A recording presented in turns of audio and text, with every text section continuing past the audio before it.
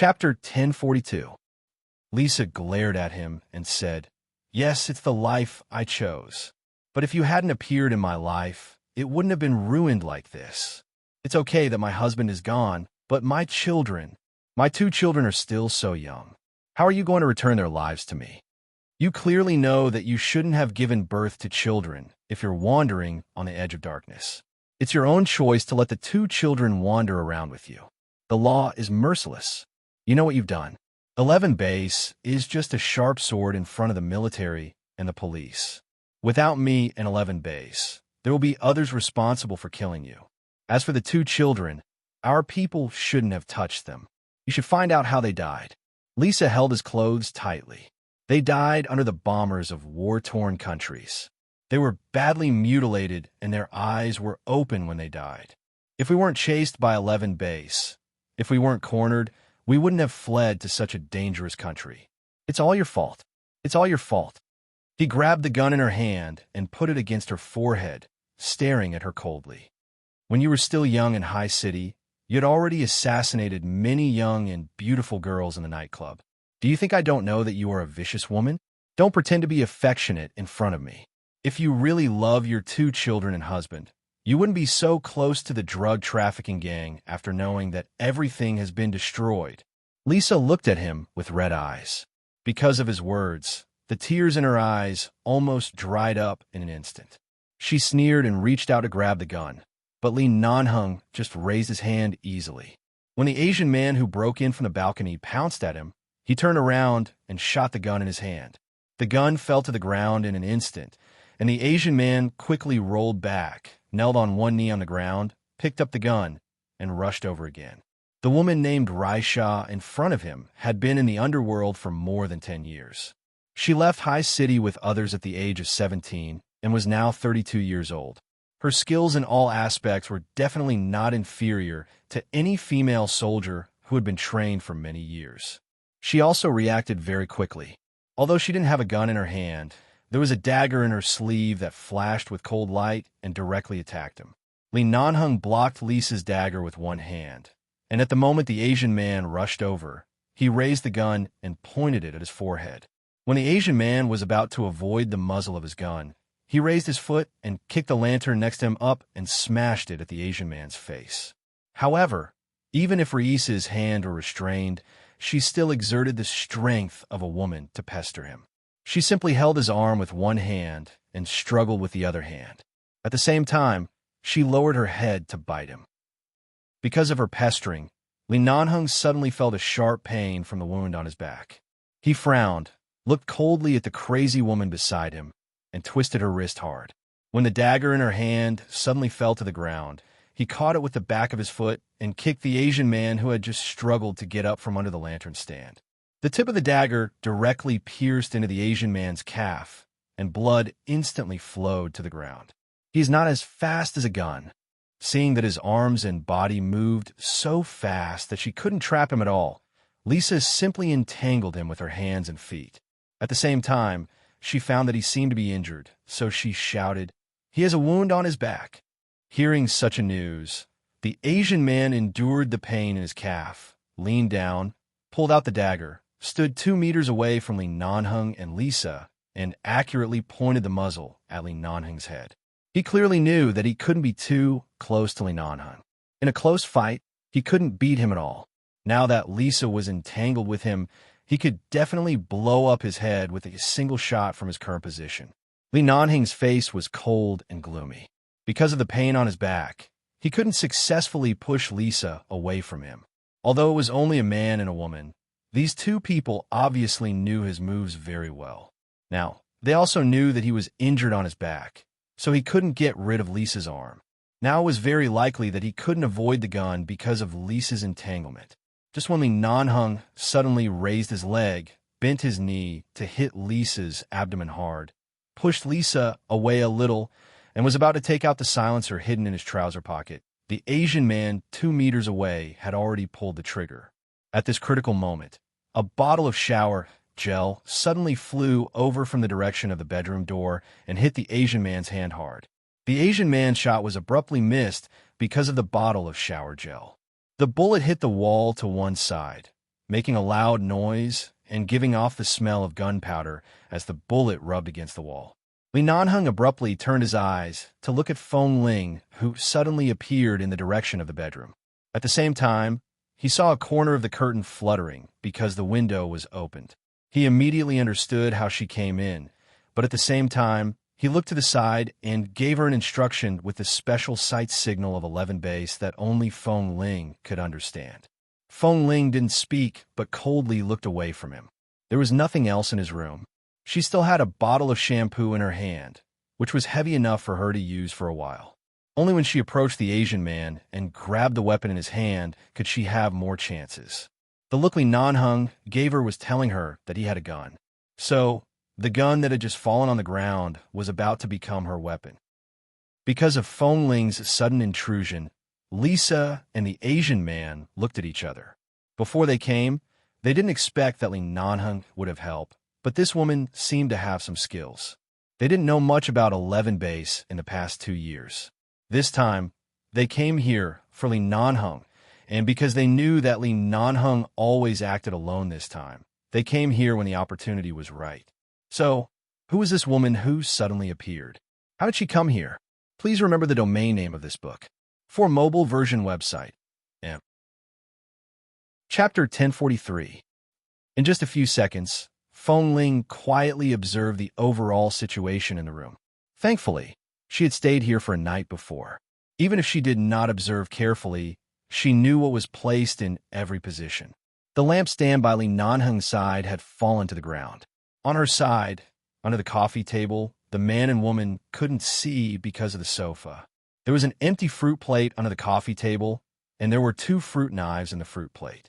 When the Asian man who had just injured his hand suddenly raised his gun and was about to shoot Li Nanheng, she did not rush to throw the thing in her hand. Instead, she suddenly moved forward in an unexpected posture. The Asian man was sure that this short-haired young woman who suddenly broke and was good at martial arts. Because of her movement, his fingers paused. At this moment, Feng Ling found an opportunity to lean down and pick up the fruit knife under the coffee table. She separated her hands and thrust forward. Although the fruit knife was not sharp enough, the tip was at least sharp. Because of the force she thrust forward, the tip of the knife stabbed into the back of the Asian man's hand. The Asian man groaned in pain and almost lost his grip on the gun. He quickly changed his hand and shot forward. But this time, Li Nanheng had already dodged, and at the same time, another fruit knife thrown by Feng Ling had stabbed Raisha's arm. Raisha's arm stiffened in pain, and Li Nanheng took this opportunity to slap her away. At the same time, he took out the gun in his trouser pocket and fired 3 shots at the Asian man. 1 shot hit the man's leg, 1 shot in the arm, and 1 shot in the shoulder. He aimed at him, but did not directly hit his vital parts. These 2 people had important clues about the drug gangs that escaped, so he could only capture them alive. Otherwise, he would definitely shoot his head first. Raisa was pushed aside by the force of Li Nanheng's hand and stumbled to the ground. She lowered her head and saw the gun on the ground. She was about to reach out to pick it up, but someone picked it up 1 step ahead of her. Raisha suddenly raised her eyes and met Feng Ling's eyes. However, before she could see the emotions in Feng Ling's eyes at such a close distance, she was kicked to the ground by Feng Ling, and at the same time, her shoulder was hit hard by Feng Ling. Raisha groaned in pain and cursed. She had never seen a woman who was better at martial arts than her. The point was that this woman looked very petite and not big at all. The moment Feng Ling picked up the gun, she wounded Raisha, put the gun against her head, and looked down at her coldly. "Don't move." Raisha sat stiffly on the ground and did not dare to move, but gripped the carpet on the ground tightly and glared at her fiercely. "Who are you?" It had been a long time since Feng Ling participated in such a battle with guns or violence. Hearing the other party's question, she was about to say her name in 11 base out of reflex, but when she was about to speak, she paused and didn't answer. She just looked at Ruisha coldly and said indifferently, "Don't worry about who I am. If you dare to move again, you'll be killed by my gun. I'm afraid you can only ask the King of Hell about my name." Li Nanheng also thought that Feng Ling would say her name in 11 base, but she didn't. He also noticed that she paused for a few seconds. When the Asian man fell to the ground and twitched because he was shot, he turned his eyes to Feng Ling, who was pressing Raisha to the ground. Feeling the man's gaze, Feng Ling also turned her eyes to him at the same time. Without waiting for him to ask, she said directly, "I met them downstairs just now. I found they were suspicious and came directly to the 15th floor, so I guess they might come to seek revenge on you or some terrorists. I was worried that something would happen, so I climbed up from a fire escape on the 14th floor to have a look." Li Nanheng put the gun back into his pocket and then looked at the Asian man lying on the ground, who was not dead but had lost the ability to fight back. To avoid any mistakes, he went up and searched all over his body. After finding no extra guns or weapons, he straightened up, casually shook his stiff shoulders and back, and then looked at her, saying, "You care about me?" Feng Ling didn't answer, but looked at the woman in front of her with red eyes. "What should we do with this woman?" Li Nanheng lowered his eyes and happened to see that Raisha was about to pick up the carpet beside her hand. When he was about to speak, Feng Ling had already kicked her in the waist. Before Raisha could lift the carpet, she suddenly lay on the ground awkwardly, and her hands were instantly removed from the corner of the carpet. Feng Ling stepped on the carpet and looked down at the woman on the ground. "Should we call the police or the military?" she was asking Li Nanheng. Li Nanheng glanced at the two people on the ground, thought of something, and suddenly turned to look out of the window. Not far from this window, about 300 or 400 meters away, there was a 38-story financial building. Looking at the reflective glass on the top floor of the building, he raised his eyebrows and suddenly said, "Be careful. There are sniper rifles. They came prepared. There are more than two people." Hearing this, the Asian man lying on the ground covered in blood suddenly grinned coldly and struggled to get up from the ground. But he couldn't, but the fierceness and confidence in his eyes showed that Li Nanheng guessed right. Raisha fell to the ground, sneered, and turned to look coldly at Li Nanheng. "You're right, Li Nanheng. You've been surrounded. It's not so easy to escape. I didn't expect that there would be a woman by your side who would risk her life for you. Why don't you let her die with you?" Feng Ling looked at him and didn't speak. Suddenly, she felt a tight grip on her arm. She turned around with a jerk, only to see Li Nanheng suddenly came over and pulled her away. At the same time, he turned his back to the window, shielded her in his arms, and pushed her out. "Go!" Feng Ling turned back and was about to speak when she suddenly heard the sound of explosions coming from the 3 windows facing the financial building on the opposite side of the bedroom balcony and kitchen at the same time. This meant that there was more than one sniper on the other side, but in all directions. "Li Nanheng, don't talk nonsense. Go first." Li Nanheng pushed her forward without hesitation, his back still blocking all possible directions behind her, and warned her with his eyes to leave immediately. Please remember this book's domain name. For mobile version website, Chapter 1044. At this time, if she turned her back to the window, she would die. Feng Ling staggered back to look at him, but was still pushed close to the door by the man. She looked back at the window and turned back to pull him. "Li Nanheng, let's go first." Li Nanheng seized every minute and second to ask her to go first without hesitation. "Go!" Almost at that moment, Feng Ling, who was too familiar with sniper rifles, suddenly felt her eyelids twitching. Even though she was far away, she looked out of the window and shouted, "Be careful!"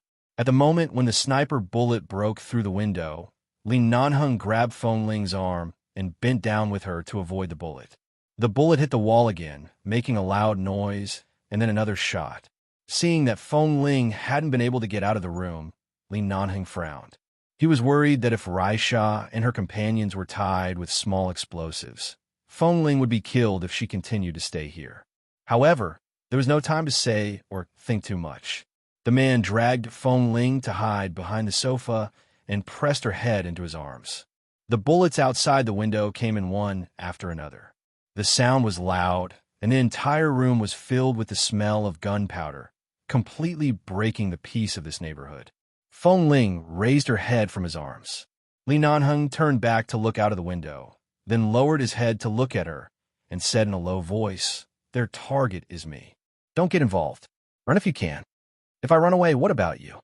Feng Ling's hand also held his sleeve tightly. "Since you can run away, let's go out together. I'll go out with you. How many innocent people are there outside? Don't forget the mission of 11 Base. We are not crazy enough to sacrifice other innocent people to satisfy our personal heroism. We have the military and the police behind us. With that, he suddenly pulled her out of his arms. Go.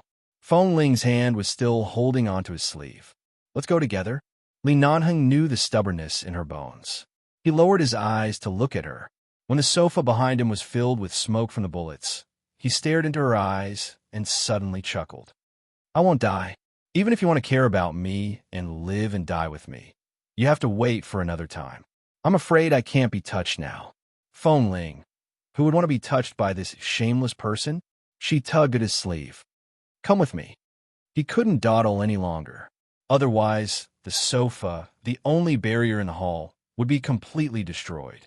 Li Nanheng became serious again and was about to get up when suddenly Rui Sha, who had been lying on the ground powerlessly, slowly moved her hand toward her calf. Bullets kept coming in from the 3 windows behind them. Even though Li Nanheng saw it, he couldn't do anything. When he pulled Feng Ling up and ran to the door, he suddenly held Feng Ling firmly in his arms and carried her out. The two of them walked very fast and tried to avoid the bullets behind them. However, when they were about to step out of the door, Rui Sha had successfully taken out the mini silencer hidden in the decorative pocket on her calf, stared at Li Nanheng and Feng Ling, and quickly fired a shot. The sound of the sniper rifle was so loud that Feng Ling couldn't hear the unique muffled sound of the silencer gun. She only felt that Li Nanheng suddenly turned sideways with her in his arms, and the man who was holding her suddenly stiffened. However, when she suddenly raised her eyes to look at him, she could only see the man's cold chin, but not his pale face. Then she was suddenly carried out by the man. Finally rushing out of the door, Li Nanheng took her to hide behind the wall. The man panted heavily and said, There should be people lurking in the safe passage and the elevator. Go down alone. They don't know you and won't attack you even if they meet in the elevator. At this time, Feng Ling turned to push open the door on the side of the safe passage and went in to take a look. After checking, she turned back and was about to call him, only to see that the man's back was smeared with blood on the wall. She immediately raised her eyebrows. Are you hurt? I'm fine. It's just a minor injury. Li Nanheng panted again and couldn't hide the paleness on his face. He didn't even frown and smiled at her. Begin go. A certain action of Rui Sha just now came to Feng Ling's mind. At that time, in order to avoid the bullets of the sniper rifle outside the window, they ignored that although the gun in the Asian man's hand had fallen to the ground, the woman named Rui Sha hadn't taken out her gun. If one person carried a gun, the other person would definitely carry a gun, but she didn't take it out at that time, so they ignored the person closest to her. She didn't hear any sound and didn't find that Rui Sha had a gun, so it seemed that only a special mini silencer could do it. Feng Ling didn't say more and went forward to hold the man's arm. Go. Li Nanheng looked at her. I told you to go by yourself. Don't you understand? Feng Ling looked at him coldly. Boss Li, if I were you and you were me, would you go? Why not? Don't you hate me, and disgust me? Li Nanheng chuckled. When he laughed, the man's eyebrows trembled slightly because of the pain in his back yesterday and the new injury, but he still held back and didn't make sound. Looking at his pale face when he laughed, Feng Ling didn't speak with a cold face. She didn't refute or admit it, but dragged his arm hard, pushed open the door of the escalator again, and dragged him in. Li Nanheng staggered a little. After being dragged in by her, he looked around the escalator. The surroundings looked calm, but based on their experience, they were probably surrounded by people. It was not safe in the elevator, and they might be attacked from both sides here. At this time, Feng Ling took out the gun from his body, held it in her hand, and then held him down with one hand. Go! Even if Li Nanheng had new injuries on top of old ones, he wouldn't lose to her strength, but Feng Ling insisted on holding his hand. If the two of them continued to delay, neither of them would be able to escape safely. The man who was being held by her side. Slow down. Don't fall. At this moment, Feng Ling looked back at him. Are you going or not? Li Nanheng looked at her with a pale face and lips. Seeing the anger and impatience in her eyes, he sighed with a smile. All right, I'll go. Please remember the domain name of this book. For mobile version website. M. Chapter 1045. Feng Ling glared at him again and helped him down. Whether it was the cooperation after long-term training in missions in 11 Base, or the instinctive tacit understanding between the two of them now, when she saw the people lying in ambush in the corridor, Feng Ling raised the gun and hit their heads with the butt of the gun. Fortunately, although they were ambushed, they were scattered in all directions because they didn't know that Li Nanheng would suddenly have such a skilled helper like Feng Ling by his side. There were not many people lying in ambush. As long as they dealt with it well, they could be solved in a few seconds. Along the way, the two of them did not waste a single bullet and went straight out of the apartment building. When they came out, they saw that many people who lived there thought that it was a terrorist attack because of the commotion and the terrifying bullets. Many people had already escaped. There were many people coming and going in the parking lot. Everyone was running like crazy. Some carried their children or the elderly into their cars and then drove away in all directions. Such a scene was very common in the United States. Once something similar to a terrorist attack happened, the people here would immediately flee the scene to avoid being implicated as cannon fodder.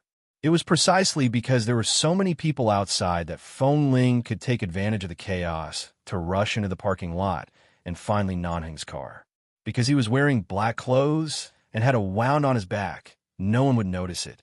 She ran all the way to the car, searched the man's body for a long time, and finally found the electronic car key. She quickly opened the door and helped him into the passenger seat. He was helped out by this little woman. Li Nanheng glanced at the driver's seat and was about to go over when Feng Ling pressed him against the seat and buckled the seat belt in front of him. Don't move. I'll drive. Li Nanheng glanced at her. Do you want to die?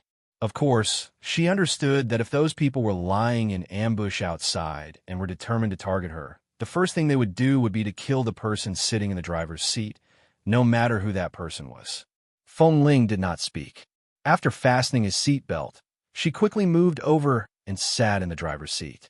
Under Li Nanheng's gaze, she started the engine without changing her expression, drove the car out quickly, and rushed out of the ambushers. There were too many people and cars around, so she could temporarily use it as a cover. After rushing out of the community, because she was used to her duties and missions in 11 Base, she habitually did not drive the car onto the main road. Instead, she took a shortcut and turned into a less populated road. She drove towards the suburbs and uninhabited highways, so as not to implicate the innocent people living in the normal living area. Li Nanheng sat there without moving. He just looked at the gloomy sky outside and said, "Be careful of a pincer attack from the front and back."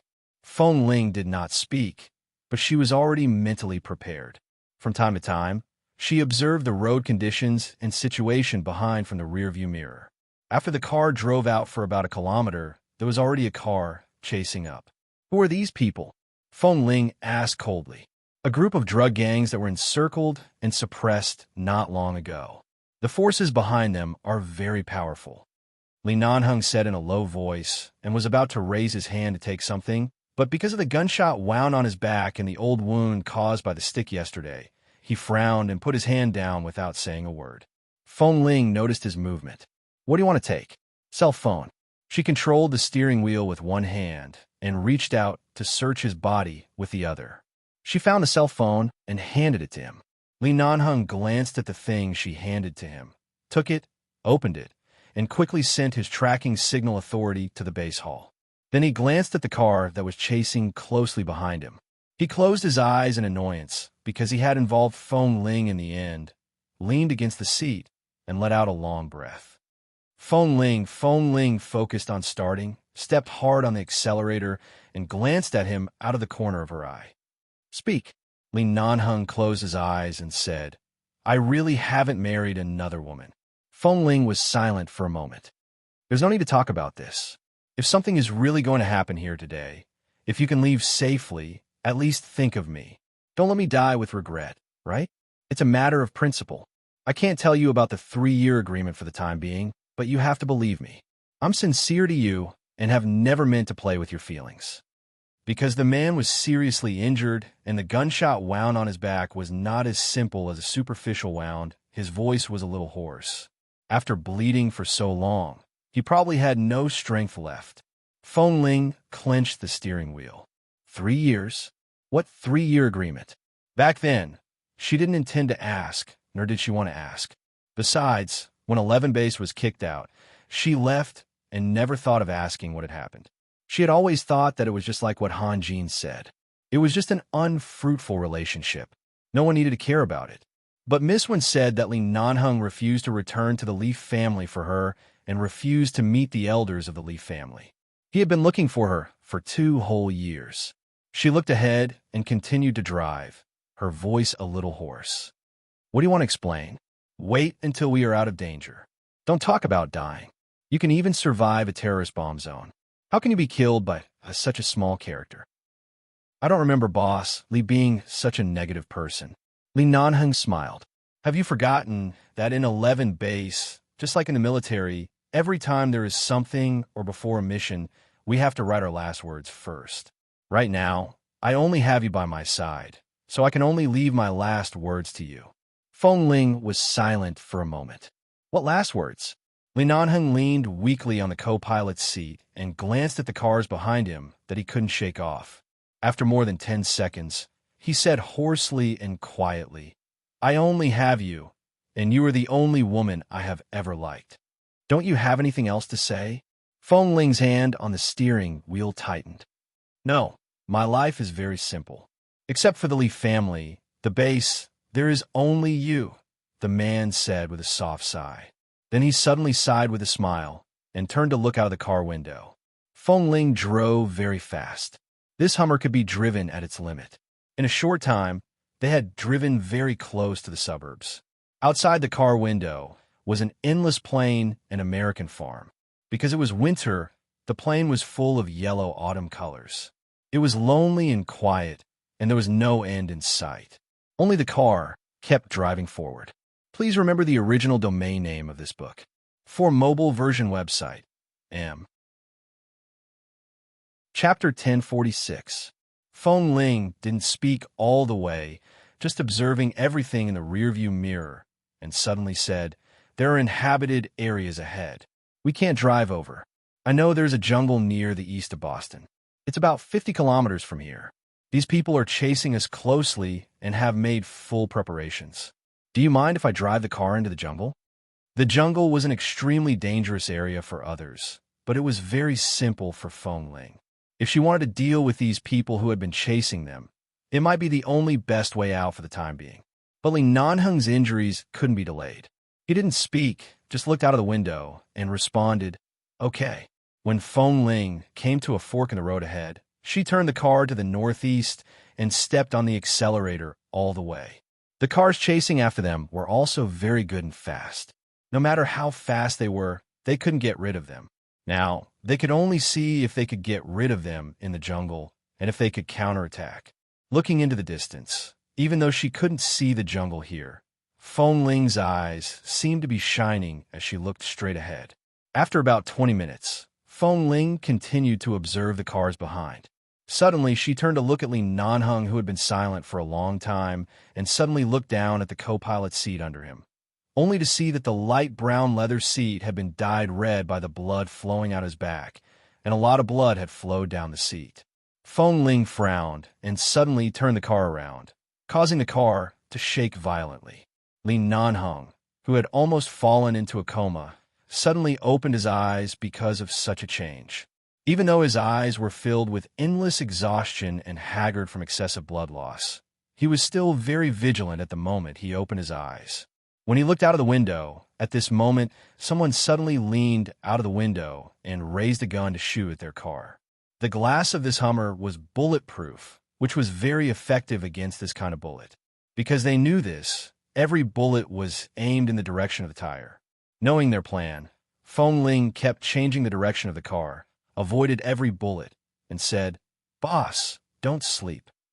Li Nanheng's face was pale. He just looked at the situation in the rearview mirror, breathed silently, and then slowly raised his hand, put a cold hand on Feng Ling's leg, took out the gun in her pocket, and said hoarsely, "Keep driving." Feng Ling looked at him, only to see that Li Nanheng seemed to have gathered some strength from somewhere. He held the gun in his hand and opened the window on the other side. Facing the strong wind outside the car, he raised the gun and shot backward. Feng Ling knew how accurate Li Nanheng's marksmanship was. Even if the speed of the car was fast and the wind was strong, even if they were forced to walk in front, even if he was seriously injured, as long as he fired a shot, he would definitely hit their tires. But he couldn't use his arms and wrists at all. She couldn't care too much now. She drove forward crazily, and, at the same time, she heard the sound of Li Nanheng shooting. She immediately raised her eyes and looked at the rearview mirror. She couldn't see the direction of the bullet, but in less than 2 seconds, she suddenly saw that the car chasing in front suddenly tilted down and had a perfect tire burst. The corners of Feng Ling's mouth lifted, as expected of Li Nanheng. Then another shot, and the tires of another car were burst at the same time. After several consecutive shots, after the tires of those cars were burst, Li Nanheng pulled the trigger again, and then suddenly retracted his body out of the window. Feng Ling quickly pressed the central lock and helped him close the window. Li Nanheng didn't have much strength. He leaned against the seat and threw the gun back in her arms. "There are no bullets. Let's act according to the situation in the jungle." Although those cars had burst tires, they could still continue to chase, but their speed would be affected by the impact of the tires. Feng Ling took this opportunity to rush in the direction where she could vaguely see a dark green. Seeing that the car behind had been far away, Feng Ling finally had the mood to ask, "Just now, before I got on the car, I saw a little injury on the car door yesterday. You didn't have time to send it back to Los Angeles to be repaired. Yesterday, when you were driving at such a high speed, you directly parked the car in the middle of the road. Weren't you afraid of being the first to die?" Li Nanheng sat there with little energy because of the injury on his back. His back was already covered with blood. He closed his eyes and smiled. "What have I been afraid of?" Such a rhetorical question caused the man's former arrogance to surface once again. Feng Ling didn't reply, but the man continued on his own. "Perhaps what I'm really afraid of is when I rushed back to the base 2 years ago and saw your empty room and the wine bottles on the ground. Perhaps what I'm really afraid of is that day when you were drugged and taken away in that car. If I didn't think of a way to stop you, who knows what they would have done to you. What really scared me was that when I was chased and surrounded by these people, you would be implicated because of me." Li Nanheng said as he closed his eyes and frowned slightly. "So, Feng Ling, whether you hate me or not, since you've already left 11 Base, you should learn to cherish your life. Your life is no longer sold to the military or the police. You don't need to be responsible for anyone. You are only yourself." Feng Ling did not answer. At this moment, she suddenly looked up at the window. Li Nanheng also seemed to have heard something.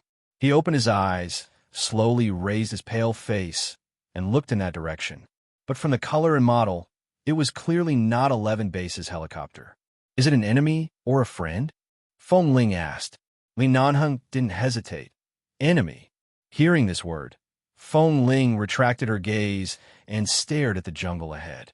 "As far as I know, there are many pits of different sizes in the jungles near the city. They are all hidden under the grass, and the car will be destroyed if it is driven into them. I will directly crash the car into the nearest tree stump. Before we hit it, we must jump out of the car.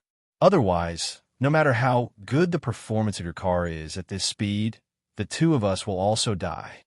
Li Nanheng didn't speak, but as soon as she finished speaking, he directly unfastened his seatbelt. His pale face was expressionless as he looked in the direction of the jungle, saying indifferently, "In a place like the jungle, you are the boss. I will listen to you." It wasn't like he didn't have field camp and jungle training. Did he need to coax her all the time? Feng Ling immediately squinted at him, but the car was about to hit her. She quickly let go of the steering wheel and unfastened her seatbelt. A second before the car crashed forward, the doors on both sides were suddenly pushed open, and the two quickly jumped out. Please remember the domain name of this book. For mobile version website, Chapter 1047. The tall black car suddenly sped into the jungle at a speed of more than 250 miles per hour, fiercely crashing into the adjacent boulders and trees at the edge of the jungle. In an instant, a loud noise and an almost explosive sound erupted. After Feng Ling jumped out of the car, she felt pain in her limbs, even though she was not injured. She quickly climbed up, looked back at the car that had begun to emit smoke, staggered around the car, and walked to the other side. Seeing that Li Nanheng had also stood up, she hurriedly walked over and held his arm. "I'm fine. You don't need to help me," Li Nanheng said hoarsely. He was about to pull his hand out of hers when Feng Ling held his arm firmly. At the same time, she glanced into the depths of the jungle. There are cars behind them and helicopters in front. "Let's go in first." Li Nanheng closed his eyes. It was clear that the injuries on his body and the violent impact when he jumped out of the car had a great impact on him. He did not say anything, but only nodded. He was still about to withdraw his hand from her hand, but Feng Ling could see that he was seriously injured and held his arm tightly. "Don't move. Let's go in first." Li Nanheng glanced at her. Before he could speak, he was supported by Feng Ling into the bushes that stretched as far as the eye could see. Inside, there were indeed man-made pits under the bushes. The pits were already covered with tall bushes of different heights, so it was not easy to find the location of the giant pit, and there was no way to avoid it. It was very easy to fall into the pit if one was not careful. Both of them had received professional wilderness survival training, and 11 Base had organized many survival training in the tropical rainforest. Men had a natural desire to conquer the wild and the jungle, and their sense of direction was also naturally keen. Feng Ling had lived in the jungle since she was a child, so this kind of dangerous place for many people was as easy as walking on flat ground for the two of them. It would be better if Li Nanheng wasn't injured because of her.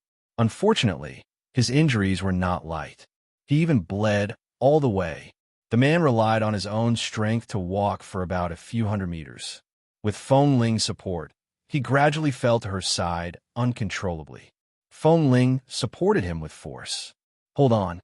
Let's find a place where they won't easily find us. The helicopter will keep patrolling above. At least before our people arrive, we can't be blocked by them. Right now, the two of us don't have any advantage at all. We have to find a safe place first." Li Nanheng closed his eyes and nodded.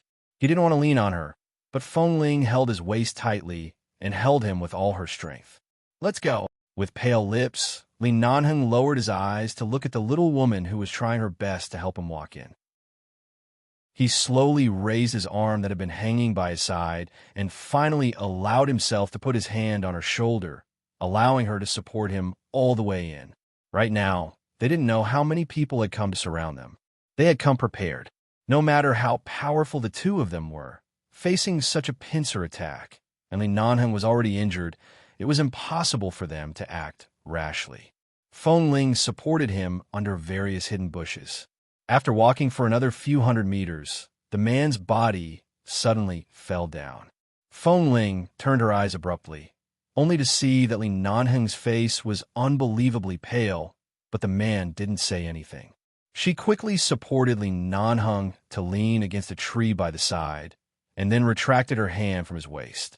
She lowered her head to see that her sleeves and palms had been dyed red by the blood on his back.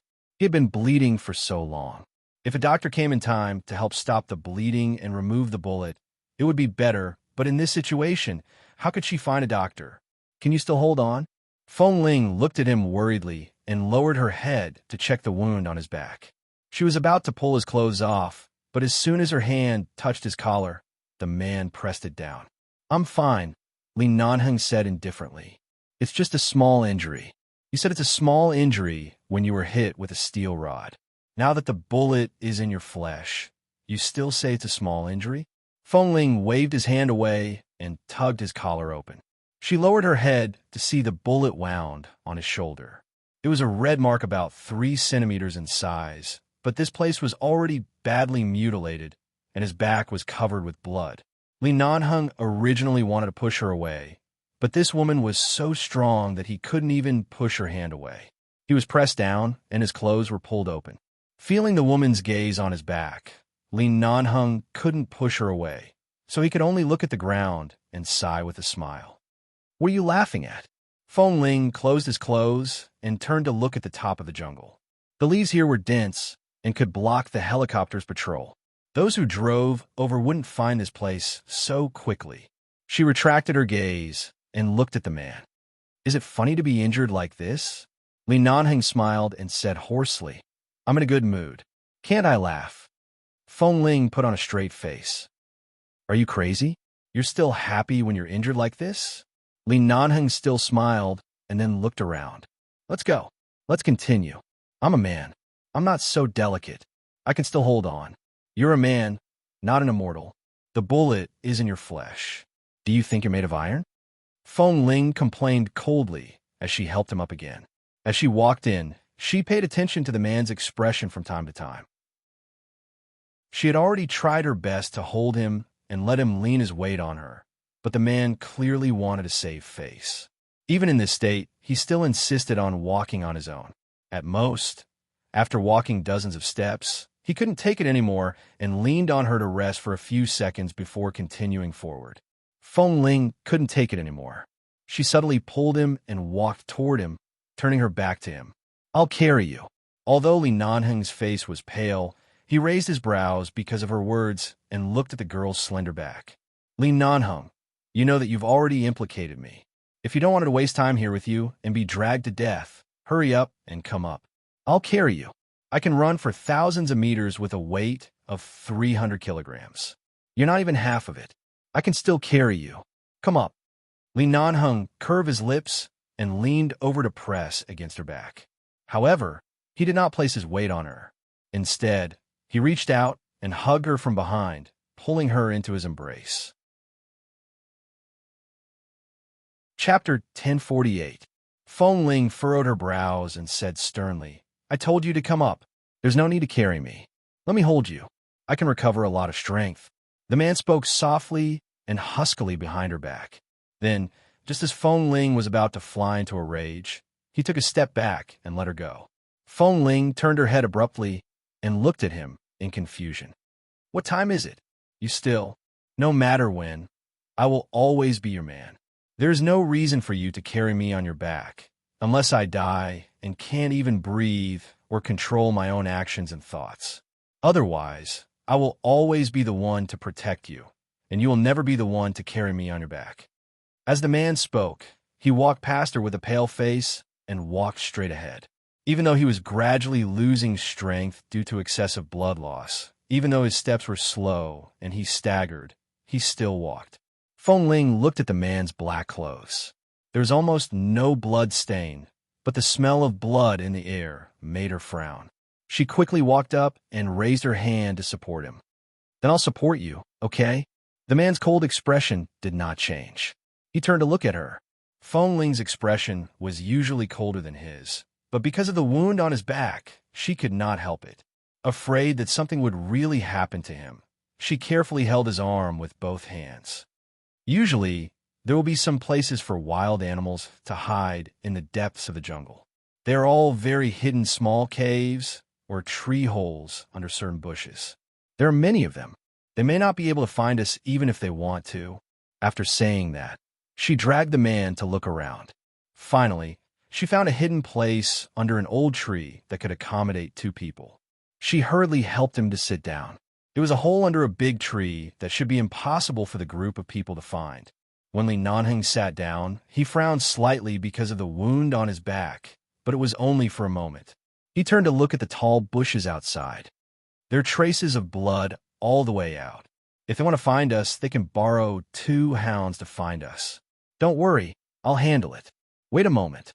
As Feng Ling spoke, she walked out of the small space that could only accommodate the two of them and went into the tall bushes outside. Although this jungle was very large and looked dark and mysterious, it was actually the jungle closest to the city. The animals here had long run away because of the excessive disturbance of human beings. Only snakes and some harmless small animals could be found here. She plucked some chameleon grass from the jungle and crushed it into mud.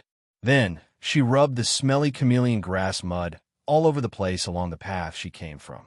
Then, she went to the other side and continued to rub the mud.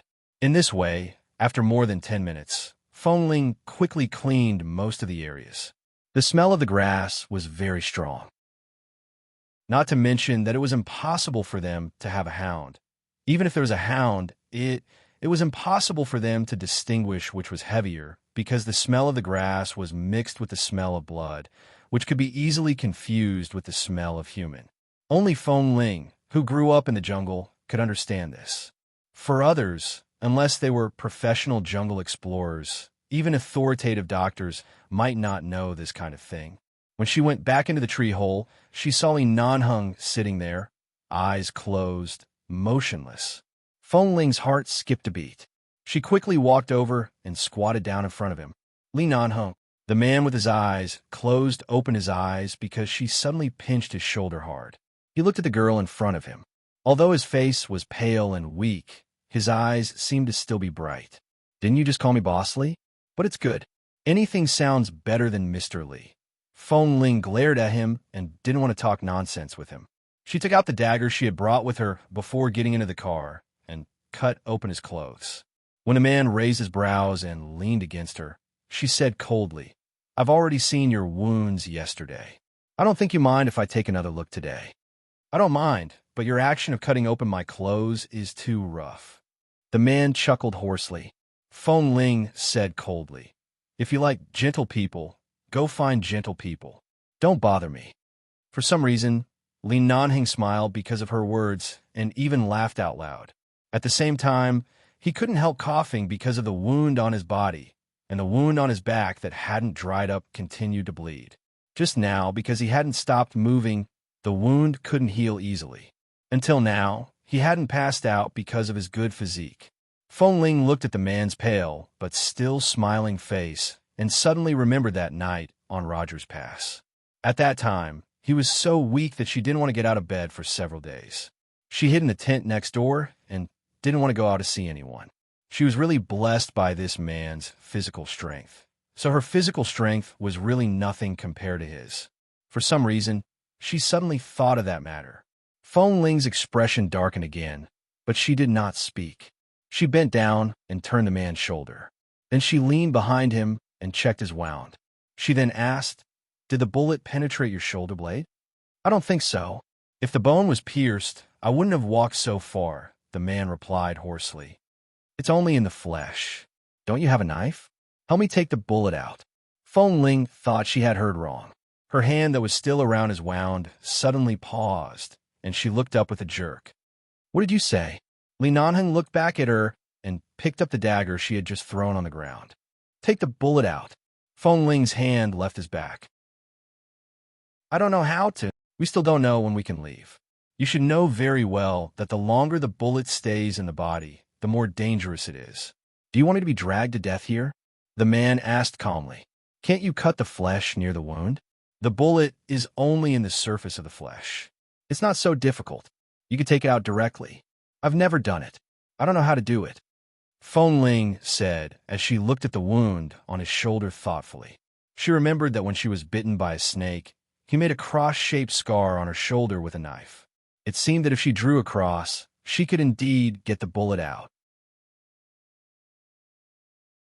Chapter 1049. Li Nanheng didn't look at the uncertain expression on her face and threw the dagger into her arms. "Come." Feng Jie picked up the dagger and looked at the wound on his back. Then she saw that the man had lowered his head slightly, completely exposing his smooth and perfect back to her. Her fingers that were holding the dagger froze.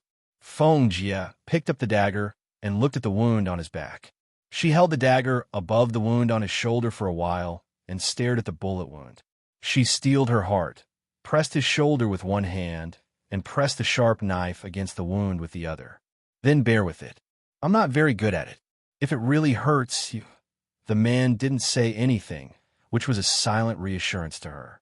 When she cut down with the tip of the knife, she could clearly feel that although the man did not make a sound, because her knife had not been sterilized and she had never treated anyone with it before, she might have poked a nerve behind his shoulder. She could feel the man's back muscles tensing as the tip of the knife went deeper and deeper into his body. She turned her head to look at him. She couldn't see the man's expression, but she could feel that the cross knife she made was definitely not as professional as the one he made on her shoulder. At that time, she did feel pain, but she was particularly relieved. How could Li Nanheng leave this matter to her? She had just cut open a cross blade when the tip of the blade seemed to touch the bullet embedded in her flesh. She suddenly said, "I found the bullet." Yes. The tensed muscles on the man's back seemed to have gotten used to the pain and gradually relaxed. His back was still facing her, and his voice was calm, as if he wasn't the one enduring the pain. "Do as you see fit." The bullet was not very deep. Feng Ling looked at the blood stain on the cross knife that was still bleeding, tested it with the tip of the knife, and then accurately picked out the bullet. The blood-stained bullet fell to the ground in an instant, emitting the crisp sound of metal hitting the ground. In just a few minutes, Feng Ling's forehead was covered in sweat. After confirming that the bullet had been taken out, she looked at the wound on his back, feeling distressed and helpless, and only said in a low voice, "It's done." The man in front of her did not move or speak. Feng Ling glanced at the wound on his back again and then tentatively leaned forward to look at her, only to see that the man seemed to be focused on something. She was distracted by the matter of taking out the bullet and abruptly withdrew her attention because of his silent and cold gaze. Then she vaguely heard at least 2 helicopters hovering above the jungle. From this distance, it could be heard that they were desperately searching for them. However, because the jungle was too dense, if they walked in normally, the chances of finding them would be higher. If they wanted to come in by car or helicopter, it would be equivalent to entering a blind spot. There was no room for them to do anything. Of course, even if someone really came in on foot at this time, without the sniper rifle in the distance and their hidden ambush, not to mention Feng Ling, even a seriously injured Li Nanheng could easily knock down 2 of them. Feng Ling bent down to pick up the blood-stained bullet on the ground, held it in her hand for a few seconds, and said, "It's a small silencer, AK. Who is that woman? This gun is not cheap." No background. It's just that she has a lot of men, and none of them are short of money. It's not difficult for her to get a top-quality gun. As Li Nanheng spoke, he raised his arm and was about to put on the clothes on his back, but Feng Ling reached out and pressed his hand. "Don't move. Although the bullet has been taken out, we still have to deal with the wound. If you put on the clothes again, do you want the clothes to stick to the wound after the blood dries?" As she spoke, she took out a small bag of wet wipes from her pocket, which she occasionally brought. There was only half a small bag left, but fortunately, it could wipe the blood. She didn't have a chance to disinfect the knife just now. After all, this place was not like the stone platform on the mountain wall of the Snake Valley. Now she started a fire to disinfect here, which was to inform the people outside of the hiding place. Everything was in a hurry, and now she didn't care whether the wet wipes had been disinfected or not, but she tried not to wipe his wound in the knife, only wiped the blood near the wound, and then wiped the blood on other parts of his back. Finally, she lifted up his torn clothes and simply put it on his back. "Put on the clothes first. I cut a little on the shoulder, so the blood shouldn't stick to the flesh." As she spoke, she cleaned up the blood on other parts of his body. When she was about to help the man lean against the side and pick up another clean wet wipe to wipe his face, she found that the man suddenly became very quiet. Seeing that the man's eyes had been closed, her hands on his arms and shoulders stiffened, and she leaned over to him. "Li Nanheng, don't be so quiet. Open your eyes and talk." Li Nanheng didn't respond. Feng Ling was a little anxious. When she took out the bullet just now, she knew that he had really lost a lot of blood, and his physical strength had long been unable to support. "Li Nanheng, just now was the first time I took out a bullet. Every first time in my life is related to you. If you dare to die, I will leave your body in the wilderness and throw you deeper into the jungle to feed those birds and beasts." Li Nanheng suddenly let out a low, hoarse laugh, and at the same time, he coughed because of the laughter, and then said hoarsely, "I just closed my eyes for a while and didn't speak. I'm conserving my strength. I promise I won't die." Hearing his answer, Feng Ling suddenly realized that she suddenly panicked. She abruptly withdrew her hand from his shoulder, turned to sit next to him, and said, "Don't block bullets for me again. If you do it again, I will never see you again in this life." Li Nanheng didn't know if it was because he was conserving his strength or because he didn't have the strength to speak, but he didn't speak. As time passed, Feng Ling calculated the time it would take for the nearest rescue team to arrive. After a while, she felt that Li Nanheng's breath seemed to be unusually quiet. She turned her eyes and saw that Li Nanheng's eyes were still closed. Because the bullet had just been taken out, the wound on his shoulder was new and old. Blood was still flowing out, and the ground had been stained with blood. If this continued, he would lose too much blood. Even if he wouldn't die from the bullet, he would still bleed to death. Feng Ling's eyelids twitched, and she abruptly raised her hand to slap his face. Li Nanheng, today, I received a notice that there will be a burst of chapters. I may have to start saving chapters again. As for the specific time, I'll tell you after I save the chapters. Please bookmark this site to read the latest. Bookmark, easy to read. Please remember the original domain name of this book. For mobile version website, am. Chapter 1050.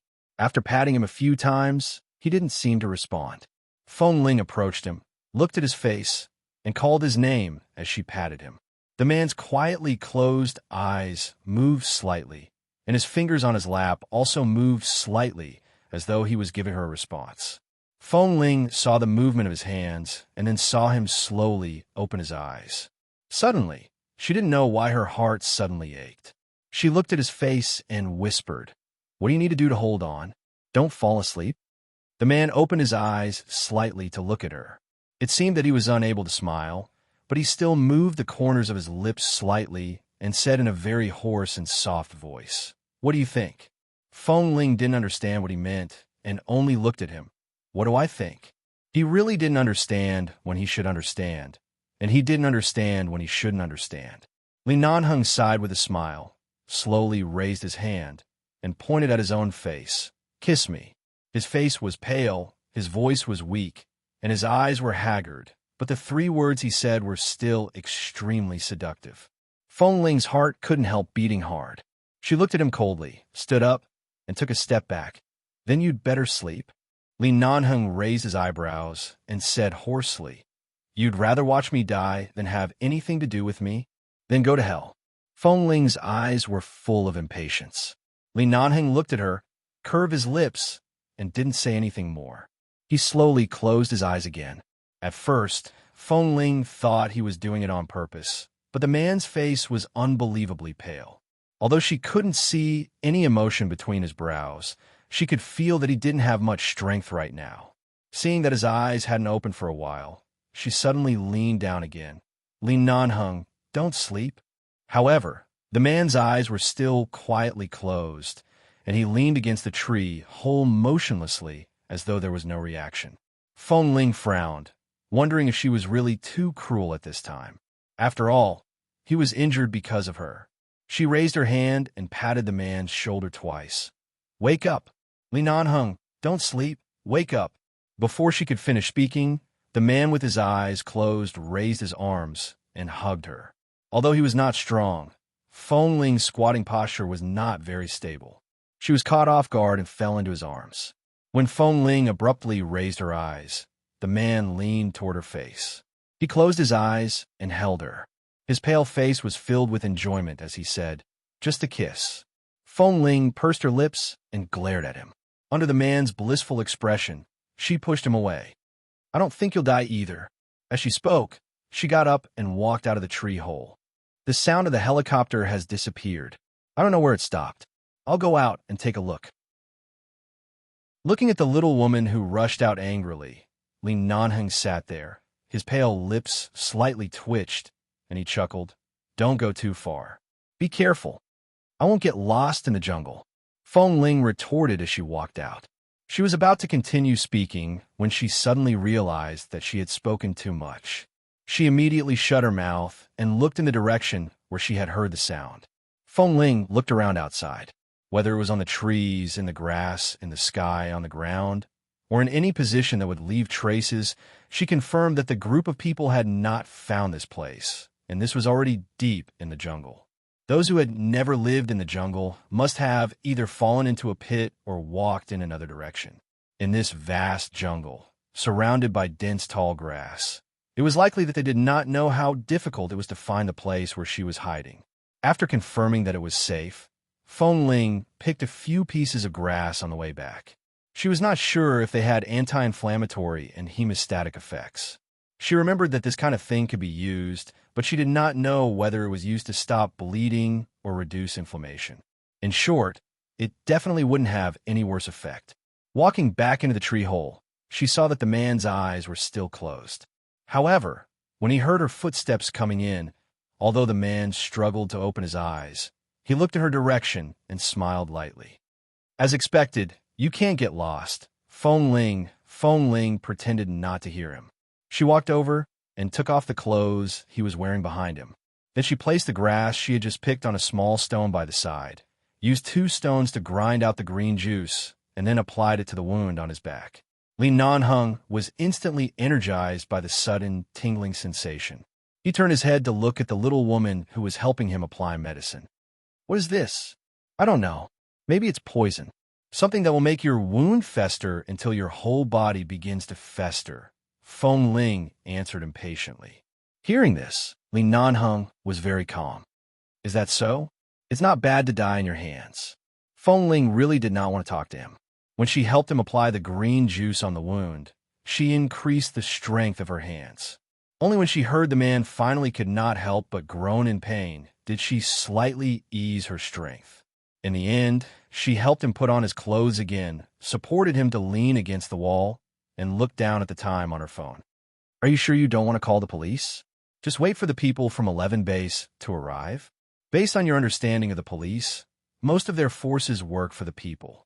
To deal with this kind of encirclement and attack, their people are just cannon fodder. Why do they have to implicate so many people and bring up the storm of 11 Base? Is there anything that our own people in 11 Base can't handle? Do we need outsiders to help us?" Li Nanheng asked mildly.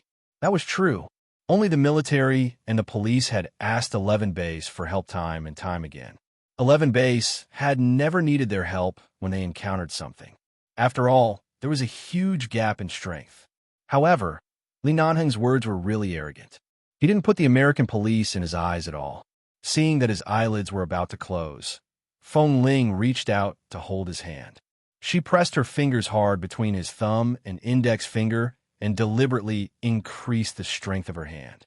This kind of pain could at least ensure that his mind was always awake and active. In this situation, if he really fell asleep, it would only become worse.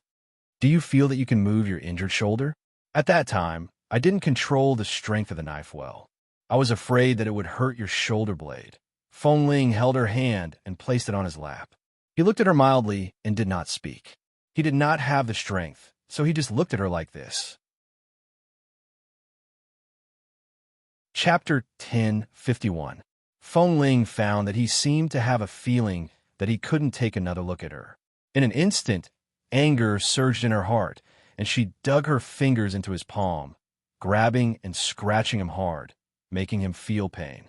When he looked at her in confusion because of her inexplicable anger, she glared at him and said, "Li Nanheng, from now on, until the people of 11 Base come, I don't want to hear any last words about you. If you want me to live well, you'd better stay awake for me. Otherwise, I don't mind leading those people over and we'll die together." Li Nanheng looked at her with a slight frown and did not answer. "Did you hear that?" Feng Ling looked at him coldly. The man smiled lightly.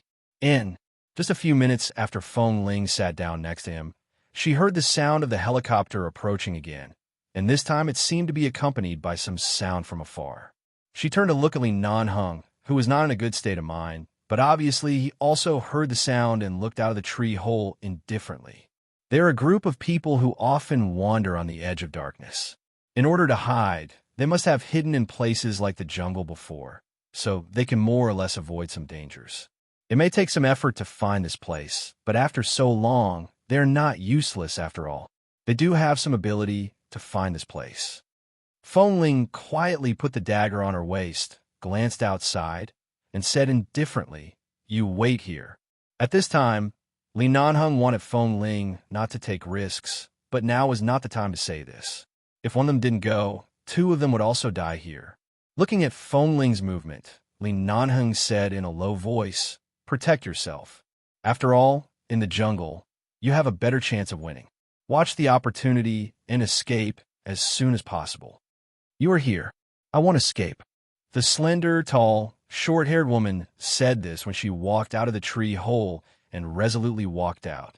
Looking at Feng Ling's back, Li Nanheng closed his eyes, sighed, and picked up his cell phone with some difficulty.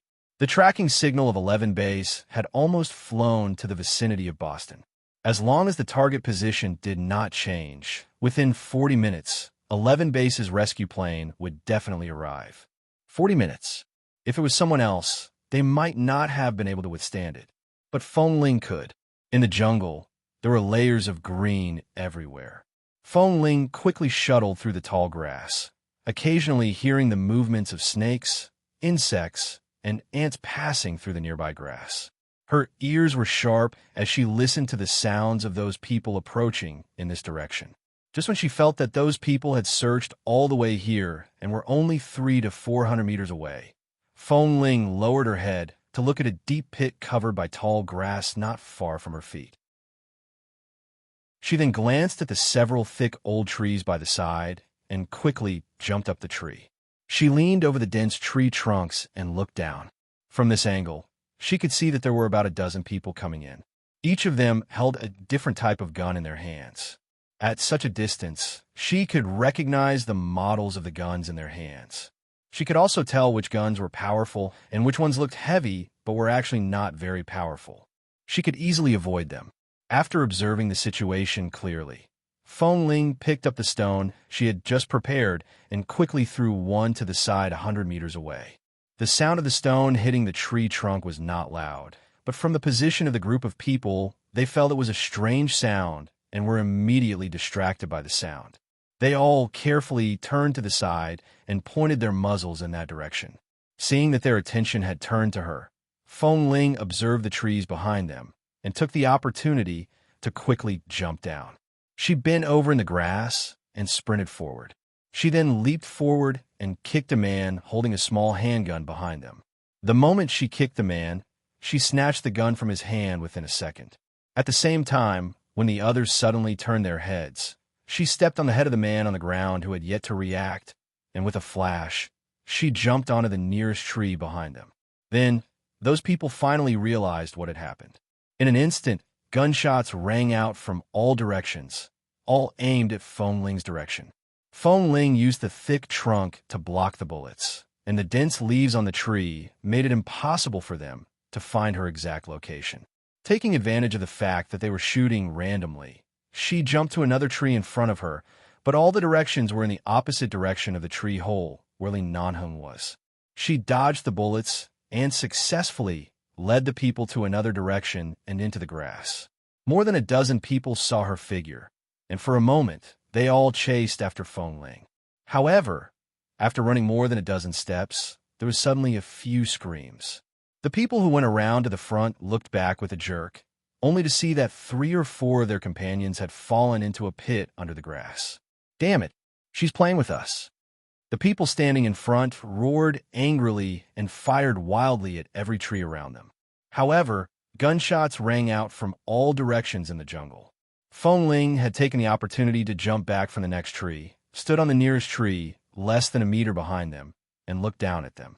A group of fools was still shooting at other trees, but they didn't hear the movements in the tree behind them. Feng Ling squatted on it, picked up the gun she had just snatched, pointed it at the back of the leader's head, and pulled the trigger. When the people under the tree heard the sound of the trigger, they subconsciously turned back, including those who had been pointed at by Feng Ling. The moment they turned back, they seemed to have sensed something. However, his reaction was still a step too late. There was a bang in the air, and this sudden bullet pierced the head of the person who had rushed at the front. He suddenly stood there stiffly, his eyes empty, as if he couldn't believe, unwilling, and full of fear, and then he fell heavily to the ground. Seeing this scene, those people were all shocked, and in an instant they all raised their guns to this tree. Feng Ling's shot was indeed very risky, but at this time, if she didn't kill the leader, the order of this group of people would not be disrupted. She dodged the bullets they fired in time and looked back at the other nearby tree trunks. Now, these people were all surrounding her. If she jumped out, she would immediately be shot full of holes by their bullets. Chapter 1052. Feng Ling weighed the gun in her hand and estimated that there were still 6 or 7 bullets left in the gun. She looked at the people under the tree and suddenly fixed her eyes on the man between the trees in front of her. She took out 2 stones from her pocket and threw them in the opposite direction. Because the speed at which the stones were thrown was too fast, no one knew what they were, but they suddenly heard a female voice from the tree. "Be careful of explosives." When they heard these words, they couldn't immediately tell whether it was real or not. In an instant, they raised their guns and quickly retreated. Feng Ling took advantage of the opportunity when they glanced in the direction of the explosives to raise her gun and shoot the 2 men in the head. She then took the opportunity, after the 2 men fell, to quickly escape to the opposite tree. Taking advantage of the fact that their encirclement was forced open, she quickly continued to run to other trees. However, at this moment, several of them had already noticed her cunning in advance and chased after her. When Feng Ling was about to use the same trick again, they fired first and successfully intercepted her. Feng Ling suddenly lost her footing and fell to the ground halfway. She glanced at the wound on her arm caused by the bullet and the red mark on the skin of her arm. Noticing that those people were approaching, her eyes darkened and she turned to escape. However, without the protection of the tree, it was difficult for her to be surrounded by more than a dozen people and the guns in their hands. A good tiger can't defeat a pack of wolves. She couldn't jump up the tree above, so she could only rely on the grass below. But after all, there was not much advantage on the ground. During the 2 minutes of being chased, she had almost no room to fight back. She could only roll around to avoid being hit by the bullets. A group of people chased her relentlessly. They all had spare magazines and didn't lack bullets at all, which was even more disadvantageous for her. In the blink of an eye, 2 people fell into the pit that Feng Ling had just deliberately avoided. When 2 people fell, the guns in their hands fell in the grass, and Feng Ling was suddenly shot in the arm. She endured the pain and leaned over the grass to escape to the other side, only to find that no matter how she escaped, she seemed to be trapped in this encirclement. The point was that she had gone in the opposite direction of the tree hole where Li Nanheng hid. This group of people seemed to notice something and now forced her to escape in the opposite direction. As a result, when she looked up, she could see the tall tree not far away. Without guessing, she knew that Li Nanheng was still there. She couldn't go over. She couldn't let these people find him. Feng Ling couldn't care less about the people holding guns behind her. She suddenly turned around and ran to the other side. There was no pit here, and there was only a mountain wall ahead. It was a dead end, but for Li Nanheng, it was a way to live. She rushed over, and just as she was about to be surrounded, there were still bullets fired in her direction. She was almost shot in the shoulder. Fortunately, she dodged to the side, and the bullet only grazed the skin of her shoulder, but she still felt a burning pain. Suddenly, she seemed to notice the movement of the helicopter above. Although this jungle was dense and deep in the jungle, she found that her and Li Nanheng's cell phone signals were still there, which meant that these people's cell phone signals were also there. No matter where they chased and where they needed support, they could find the people driving the helicopter at any time. At the moment when Feng Ling suddenly realized this, a loud noise suddenly broke out in the sky. Then she raised her head and felt as if something had fallen down. A flash of fire passed through the dense jungle and landed at her feet, causing a huge shock. Feng Ling's eyes trembled, but it was too late. She had been thrown up by the bomb that was suddenly launched by the helicopter. Her whole body was in pain, and she felt as if her internal organs were about to break. She was suddenly blown up and finally fell to the ground 10 meters away. In an instant, she felt as if there was blood in her throat, and she suddenly spat out a mouthful of blood. The bomb just now was only a meter away from falling directly on her head. That was the pain of being smashed into pieces, but at such a close distance. Even if her body was not smashed into pieces, the force of the explosion was enough to instantly cause internal injuries to Feng Ling. She struggled to get up from the ground, but the smell of burning was everywhere. The bomb had caused a fire everywhere. She coughed and spat out another mouthful of blood, but she could not get up no matter how hard she tried. In a blink of an eye, she saw that among the group of people who had also been affected by the bomb, one person had already raised a gun to her head. In the midst of the fire, it was clear that he was going to kill her before leaving. Feng Ling frowned and dug her fingers into the ground. There seemed to be some sounds approaching. She wasn't sure whether it was the enemy or the people from 11 Base. She didn't have the energy to distinguish the movements. She just stared at the muzzle of the man's gun. She wanted to avoid it, but she couldn't even move. Someone's coming. We've been surrounded. Suddenly, a few people behind that person shouted. Following that, a group of people hastily scattered in all directions. The man who raised the gun to Feng Ling was about to shoot her and then leave, but the moment he pulled the trigger, he suddenly heard a gunshot. Then, Feng Ling saw the man who pointed the gun at her suddenly fell straight down. When he fell, she raised her eyes and saw Li Nanheng standing not far away with a pale face. The gun in his hand was the one that the two people who had fallen into the pit had dropped on the ground. He actually came out from inside. He was injured like this, but he could still walk out. Feng Ling looked at him in disbelief. Just as she struggled to get up from the fire on the ground, she suddenly saw people rushing out from all directions. When she saw that those people were all wearing the uniforms of 11 Base, her heart finally relaxed a little, and she instantly let herself lie on the ground powerlessly. The feeling of being blown up in her chest was so painful that she felt as if blood was about to gush out, but when the blood reached her throat, she swallowed hard. Boss! Han Jin and Xiao Su hadn't seen clearly the man lying in the fire not far away, but when they saw the wound on Li Nanheng's body, they hurried over to support him. Then Kay, who came forward with a sniper rifle, looked in that direction. He didn't expect to meet the person he hadn't seen for 2 years here. When he saw it clearly, he suddenly let out an incredulous voice. Feng Ling. Chapter 1053. Kay's cry of surprise attracted everyone's attention to the man lying on the ground.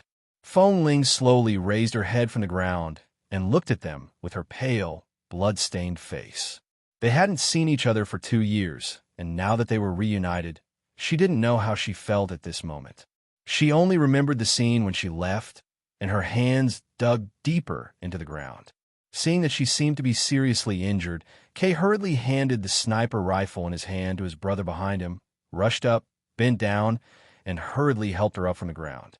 Seeing the blood on her mouth and her staggering appearance, he frowned. "You," Feng Ling gasped and said hoarsely, "Just now the bomb above landed by my feet." Kay immediately held her steady in disbelief, and his voice suddenly became serious. "Then hurry to the hospital. Quick!" Feng Ling didn't have more strength to speak. When two familiar 11 Base brothers came up to help support her from behind, she heard the conversation between Han Jin and Xiao Su. "Boss, why didn't you tell us that you found Feng Ling?" Li Nanheng didn't answer. He was also supported by them. At this moment, both of them were seriously injured. There were many things that should and should not be said. It was as if they could only understand each other in their hearts. Li Nanheng just looked at Feng Ling and said indifferently, "Get on the helicopter and go back to the base. Is Dr. Wen coming with us? Call her over and let me take a look at her first." Han Jin and Xiao Su looked at the wound on Li Nanheng's back. They wanted to say that his injury was not light, but after all, Boss said so, and even though it had been 2 years, they all knew that Boss Li had been looking for Feng Ling crazily in the past 2 years. Now, if they didn't let Dr. Wen take a look at Feng Ling first, Boss probably wouldn't let the doctor touch him. "All right, let's go." As Han Jin spoke, he winked at the people around him. Some of them had already gone to chase after the scattered groups. At this moment, there was still the sound of several helicopter propellers approaching. But this time, not only the enemy's planes, but also 11 Base's planes were controlling above, so the enemy couldn't find an accurate position to throw explosives for the time being. The area behind Feng Ling was already on fire. In this kind of jungle, any fire was very dangerous. Her chest hurt so much that she felt as if her whole body would split open at any time. However, when Kay and the others were about to help her out nervously, she said in a low voice, "I won't go back to 11 base. Just send me to the hospital." Although her voice was low and soft, almost everyone around her could hear her. Kay immediately looked at her in disbelief. "Feng Ling, do you know that Boss Lee has been looking for you for 2 years? In the past 2 years, Boss has been trying to find a way to get you back. 11 base can't live without you." What Grandfather Lee did was not reasonable at all. Boss is the person in charge of the base. As long as Boss says you can return to the sniper team, you will still be a member of our 11 base. Shouldn't you go back now? Feng Ling didn't have much emotion. When she was supported by Kay to walk out, she swallowed the blood in her mouth and struggled to support her energy at this moment. But she still said with difficulty in a low voice, "I won't go back." As soon as she said this, Li Nanheng had stopped walking forward and turned back to look at her. At this moment, Feng Ling also raised her head and looked in his direction, only to see his pale face and calm eyes. Feng Ling, Han Jin, and Xiao Su held Li Nanheng's hand and kept paying attention to the wound on his back. They frowned and said, "It's not easy for Boss to find you. There was a misunderstanding at that time. At that time, we already knew your gender, but we didn't expose you. Most people in 11 base still accept you. Don't feel ashamed or hurt because of what those bastards of Team 3 said. We can all understand you. Now that you are injured, let's go back together." I'll say it again. Feng Ling listened to their words, looked straight into Li Nanheng's eyes, and said word by word clearly, "I, Feng Ling, swore 2 years ago that in this life, I will never step into 11 base as a trainee of 11 base. Even if I die here, I will not go back. Feng Ling, I know you are unhappy, but now is not the time to make trouble." "Don't make trouble," Kay whispered beside her. Feng Ling's eyes were indifferent. "I'm not making trouble. Let me go. I'll go by myself." "Are you kidding me? Having you walk like this?" Kay said as he looked at the blood on her mouth. "You've vomited blood. Who do you think you are? If you can walk out of the jungle like this, I can call you Grandma." Feng Ling's pale face was expressionless, and she tried to stand upright when she was supported by Kay. She didn't have any intention to rely on anyone in 11 base. Deep in her bones, there was already some kind of hatred and shadow of 11 base that was influenced by obsession. Xiao Su held Li Nanheng's arm and felt that Boss Li's body temperature was decreasing bit by bit. Boss was seriously injured, but obviously, what hurt him more was Feng Ling, who seemed to have abandoned him. Facing the person he hadn't seen for 2 years, Xiao Su looked at Feng Ling and said, "Feng Ling, we know you have hatred in your heart, but your hatred is also because you once loved him. Just like your hatred for 11 base, that is because you once loved that place deeply. Just like your hatred for Boss Lee, it is also because you once loved, I've never loved." Feng Ling frowned.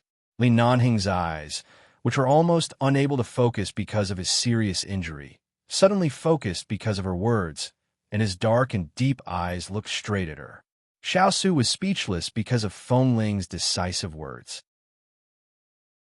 Looking at this girl who was driven out of the base, but now was obviously more ruthless than all of them, he found that even though he knew she was ruthless, he couldn't find a word to blame her. Yes, anyone who saw her lying on the ground outside the Hall of 11 base and being humiliated, slandered, and driven out of the base by several elders could understand her feelings.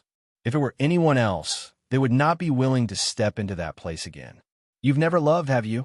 At this time, Li Nanheng's low, hoarse voice sounded.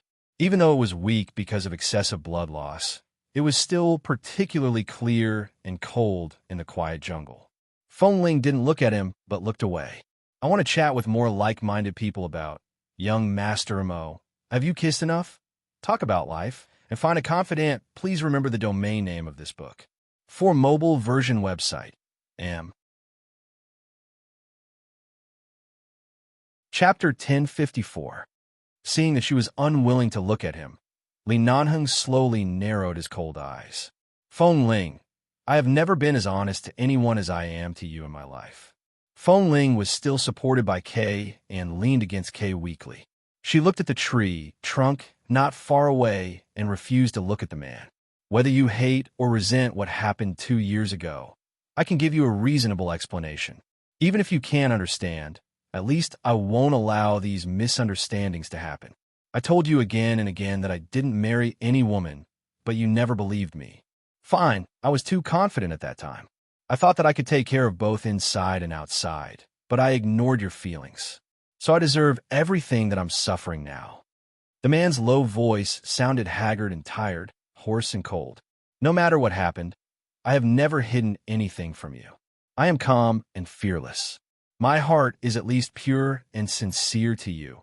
But when you deny everything that happened in the past, you also deny yourself, right? Li Nanheng's voice was so cold that both Han Jin and Xiao Su could feel the coldness in Boss's heart at this moment. In addition, they had been holding him, feeling that his body temperature was decreasing bit by bit. They wanted to say that they couldn't delay any longer or Boss would lose his life. But now, they didn't dare to say a word and could only try their best to support him. Under the gaze of the brothers of 11 Base, Feng Ling didn't say anything more but just replied, "There's no need to deny it." Nothing happened. Hearing this, Kay immediately pinched Feng Ling's arm hard, reminding her not to challenge Boss's bottom line. Boss had been looking for her for 2 years and had finally found her after much difficulty. Furthermore, both of them were heavily injured, so why did they have to hurt each other at this time? However, it was clear that Feng Ling's heart had been sealed to the point where nothing could enter. Even the slightest change in her expression was suppressed by calmness after she returned from the dangerous situation. There were some things that she should have thought through 2 years ago. She should have held on to them back then, so that she wouldn't have left covered in wounds. Li Nanheng looked at her as if he couldn't see all the members of 11 Base around him. He only looked at her face and asked, "Have you ever loved me?" The members of 11 Base had heard about the relationship between Feng Ling and Boss Li before, but it had always been a wild rumor, and everyone was skeptical. Later, when they learned that Feng Ling was a woman, although they were surprised, at least they didn't have other ideas like those bastards in Team 3. But now that they saw this scene and heard this sentence, all of them held their breaths and didn't dare to make a sound. "No," Feng Ling answered straightforwardly. Li Nanheng immediately sneered. His laughter seemed to come from his chest. The man's pale face seemed warm under the reflection of the flames behind Feng Ling, but upon closer inspection, it was extremely cold. "Never liked it?" he asked again. Feng Ling's hands slowly clenched into fists. "No." Li Nanheng sneered at her. "Ridiculous." Kay felt that his heart was almost frozen by this scene and kept muttering in his heart, "My little princess Feng Ling, don't provoke Boss anymore. Look at Boss. Take a look at him." However, Feng Ling obviously couldn't feel Kay's worry. She just leaned against his side weakly and said in a low voice, "My life in Boston is peaceful. The kidnapping you encountered that day was just a coincidence. The source of the matter is not me. I'm not in any other danger. Thank you, Boss Li, for saving me once. But today I also saved you once, so we're even." Li Nanheng just looked at her and didn't speak. Everyone felt that Boss Li should be exhausted. They knew that they should quickly help him back, but now no one dared to move or say a word, especially Han Jin and Xiao Su beside Li Nanheng. Facing Boss Li, who was almost broken into pieces, and Feng Ling, who was as hard as an unbreakable iron stone, they didn't even dare to breathe. "Have you ever loved me?" Li Nanheng seemed to be unwilling to give up and asked again, but this time his voice was calm and low, which made people's hearts cold. Feng Ling frowned as if impatiently and answered hoarsely, "Yes." Li Nanheng suddenly sneered, abruptly shook off Han Jin and Xiao Su's hands, staggered, and barely stood still. He looked straight at the woman who refused to turn her head to him and asked with gritted teeth, "Let me ask you again, have you ever loved me?" At this time, Feng Ling finally turned her eyes and met his gaze.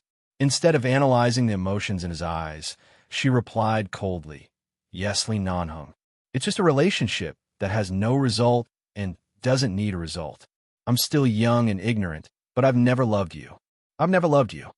Li Nanheng froze there, looked at her, and was silent for 5 seconds. Feng Ling also looked straight at him, her eyes full of firmness, indifference, and relief, as if she could finally say goodbye to her poor self 2 years ago. Just when Han Jin and Xiao Su couldn't stand it anymore, feeling that Boss Lee had never been so frustrated in their lives, they rushed forward to support him. But the man in front of them ignored their outstretched hands, waved them away expressionlessly, and suddenly walked straight toward Feng Ling. It was only a distance of 5 or 6 steps, but every time the man took a step forward, his face became paler and bloodless. Feng Ling didn't know what he was doing and just watched him approach. Kay didn't know what to do now. He was about to speak, but Feng Ling, who was being supported by him, was suddenly grabbed by the man approaching him. She was also seriously injured and couldn't support her body at all, so she stumbled into Li Nanheng's arms. Feng Ling thought he was crazy. When she was about to ask him if he was crazy, the man suddenly clasped her chin, bent down, and kissed her hard. Her eyes widened in an instant. She wanted to push him away, but she didn't have the strength to raise her hands. Her entire body was imprisoned in the man's embrace. He hugged her waist and back, kissing her fiercely as if he wanted to strangle her alive. She only felt that there was a certain taste of blood in both of their mouths. When the taste of blood mixed together, she felt pain all over her body. It was so painful that even her lips and tongue were bitten and sucked by the man cruelly and fiercely, but she didn't feel it. Her entire body was a little stiff, and she wanted to struggle, but couldn't. She was kissed crazily in front of everyone. I want to chat with more like-minded people about Young Master Mo. Have you kissed enough? Talk about life. And find a confidant. Please remember the domain name of this book. For mobile version website, Chapter 1055. Everyone was shocked, but no one dared to stop them. What a joke. This was the first time Boss had kissed a girl in public. Most importantly, the one being kissed was Feng Ling. Even if the two of them were covered in blood and looked battered and exhausted, the visual stimulation was still exhilarating. Yes, that's how it should be. If you love someone, then so be it. What's there to hate? If you don't want to admit your love, then just give it a kiss. Why are you talking so much nonsense? Of course, Feng Ling couldn't hear the cheers in the hearts of this group of people. She just frowned and wanted to push the man in front of her away. But Li Nanheng seemed to use all his strength to hold her, and the force on his lips was so fierce that she couldn't resist it. Her body was already unable to hold on, and now she was seeing stars. She wanted to push him away, but she was still powerless and could only lean against his arms to support herself. She didn't know what was wrong with this man, but he kissed her fiercely. Just as she was about to suffocate, he suddenly let go of her and said hoarsely in a voice that only she could hear, "Remember what you said today." Feng Ling's eyes were a bit stiff. She looked at the man in front of her, but before she could see the emotions in his eyes, she suddenly felt a weight in front of her. The man suddenly pressed his whole body against her. She immediately realized that Li Nanheng finally couldn't hold on anymore. Kate quickly held her from behind. Han Jin and Xiao Su also rushed forward to support Li Nanheng, who had fainted in front of Feng Ling. Feng Ling, however, was supported by Kay and stood motionless. She looked stiffly at the pale-faced Li Nanheng, who was being helped up by them. Looking at his closed eyes, she felt as if there were countless knives grinding hard in her heart, causing her pain. Seeing the old and new wounds on Li Nanheng's back, Xiao Su suddenly looked at Feng Ling with red eyes, stared at her pale face, and said word by word, "Kay, send Miss Feng to the hospital." Kay immediately frowned. "Are we going back to the base? Take her to the hospital." Han Jin also said, but he didn't look at Feng Ling again. Instead, he quickly called someone over to send Li Nanheng out. He had lost too much blood. If he stayed here any longer, even his iron body couldn't bear it. Kay didn't speak anymore. Feng Ling stood there. She didn't know if the fire behind her had already begun to burn, but it was so painful that even her whole body felt as though it had been burned. Kay sent her to the hospital as Feng Ling wished. Although he was injured by the explosion, fortunately, there were no external burns. The pain in his internal organs was also due to the huge shock he received at that time. He needed a long time to recuperate. Because there were no external or internal injuries, there were no blood clots, and he could not undergo any surgery. Therefore, Feng Ling only stayed in the hospital for 2 days. After being forced to stay there for observation for 2 days, she went home. But the community where she lived, because of what happened at that time, had been cordoned off by the police.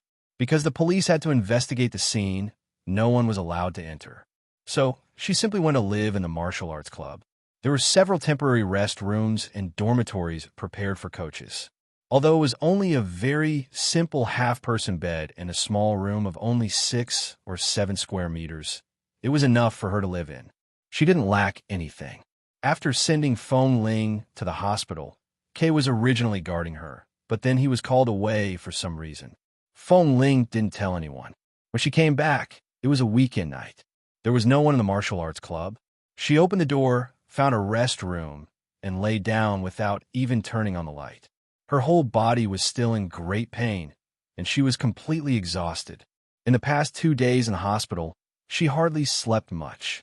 Even if she fell asleep, she had been having messy nightmares, and her mental state was in a state of tension that she couldn't understand. When it was almost dawn, she finally fell asleep.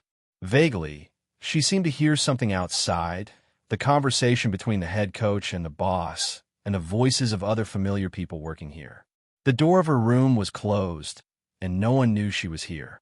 She closed her eyes to sleep and didn't intend to get up. In the afternoon, Feng Ling got up from the bed with some difficulty. The pain all over her body hadn't disappeared. She sat in her room for a while and then took a look at the time.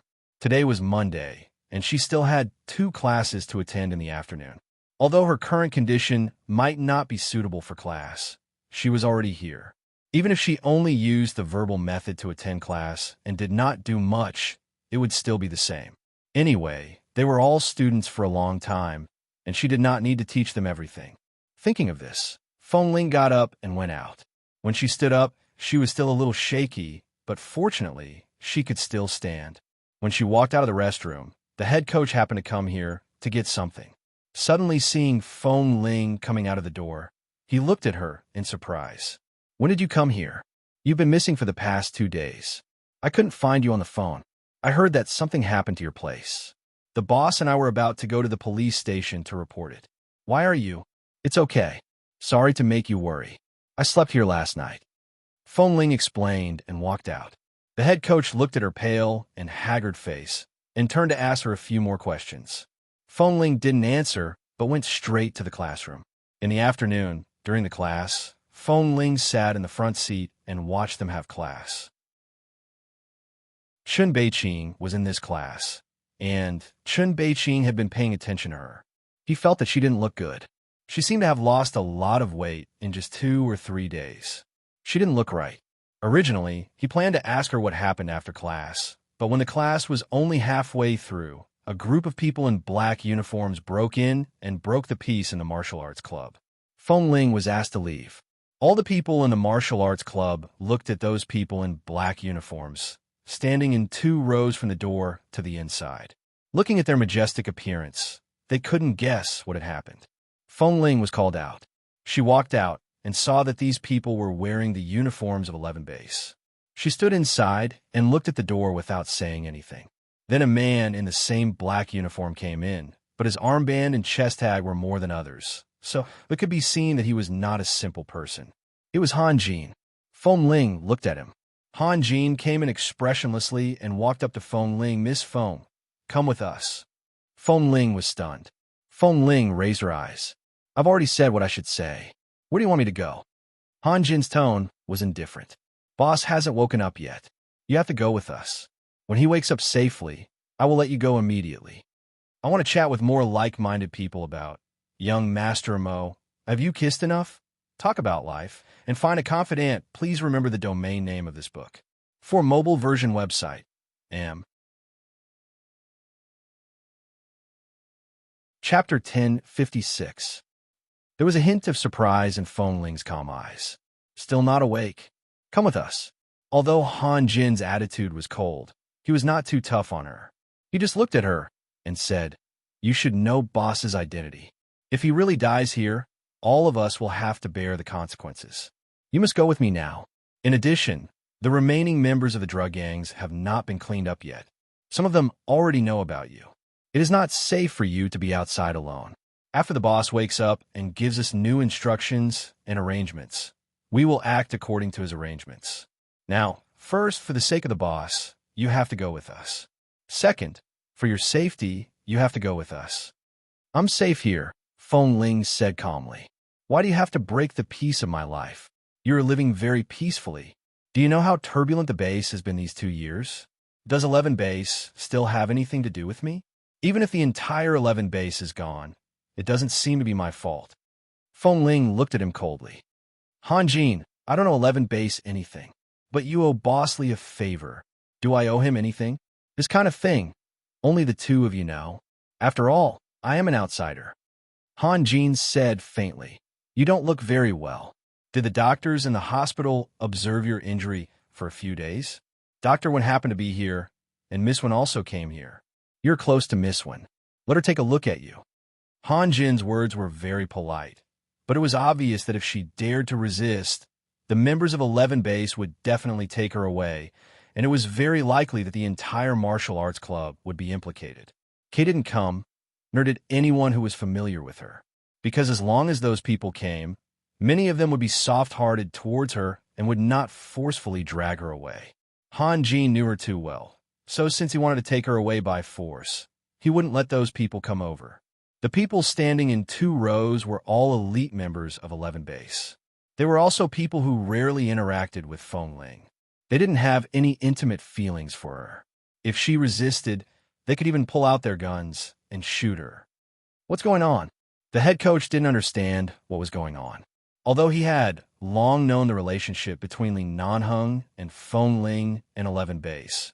Now, the martial arts club was surrounded by people from 11 Base, and they were obviously going to take Feng Ling away.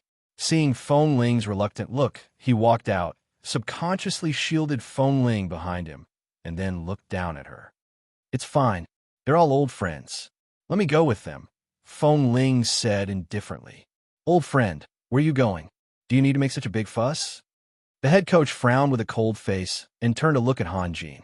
Seeing this head coach's unkind eyes, Hanjin didn't speak, nor did he pay attention to his eyes. He just passed him and continued to look at Feng Ling, who was standing in place.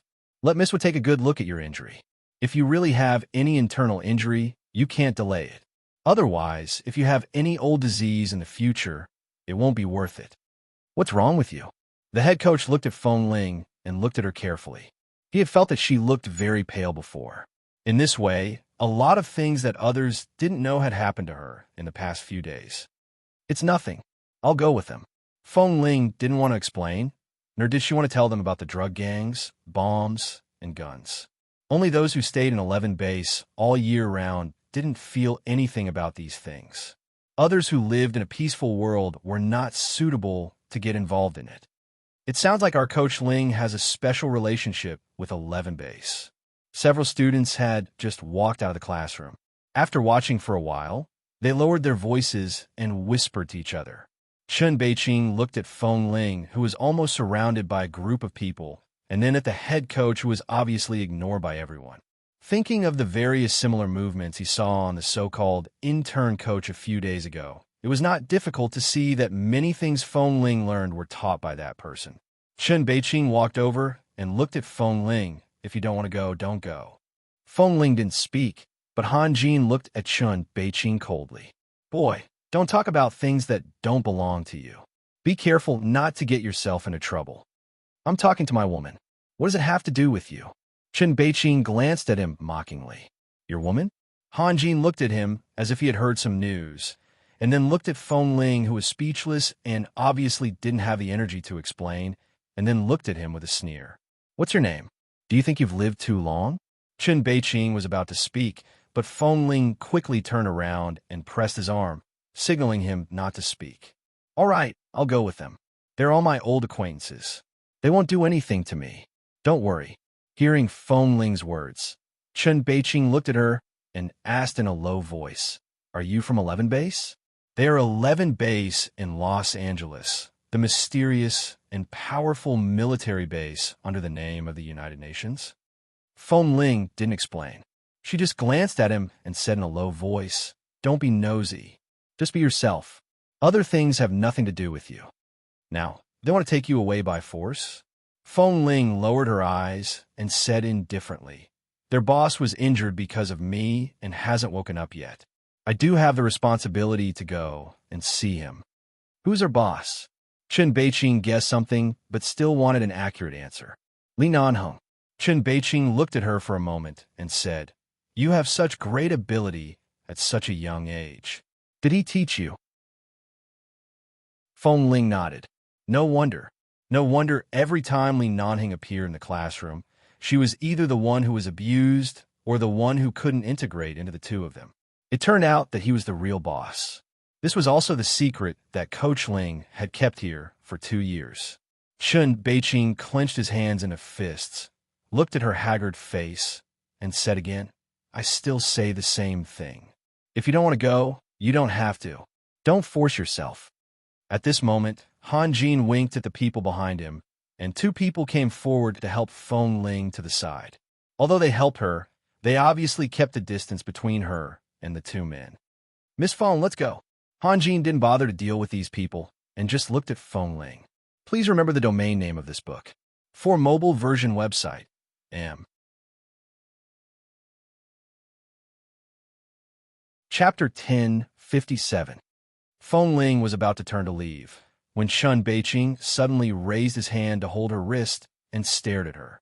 At this moment, silence spoke louder than words. Feng Ling knew what he wanted to say. "Sorry," Feng Ling said as she gently pushed his hand away, then turned her eyes to the other people in the martial arts club and finally to the head coach's face. She nodded politely and gratefully to him and then turned to follow Han Jin out. After walking out of the martial art club, Feng Ling saw the tall 11 base cars parked outside. For a moment, she felt that everything she had lived in the past 2 years was just a fleeting cloud, and everything in front of her was familiar. Even though 2 years had passed, she didn't feel strange at all.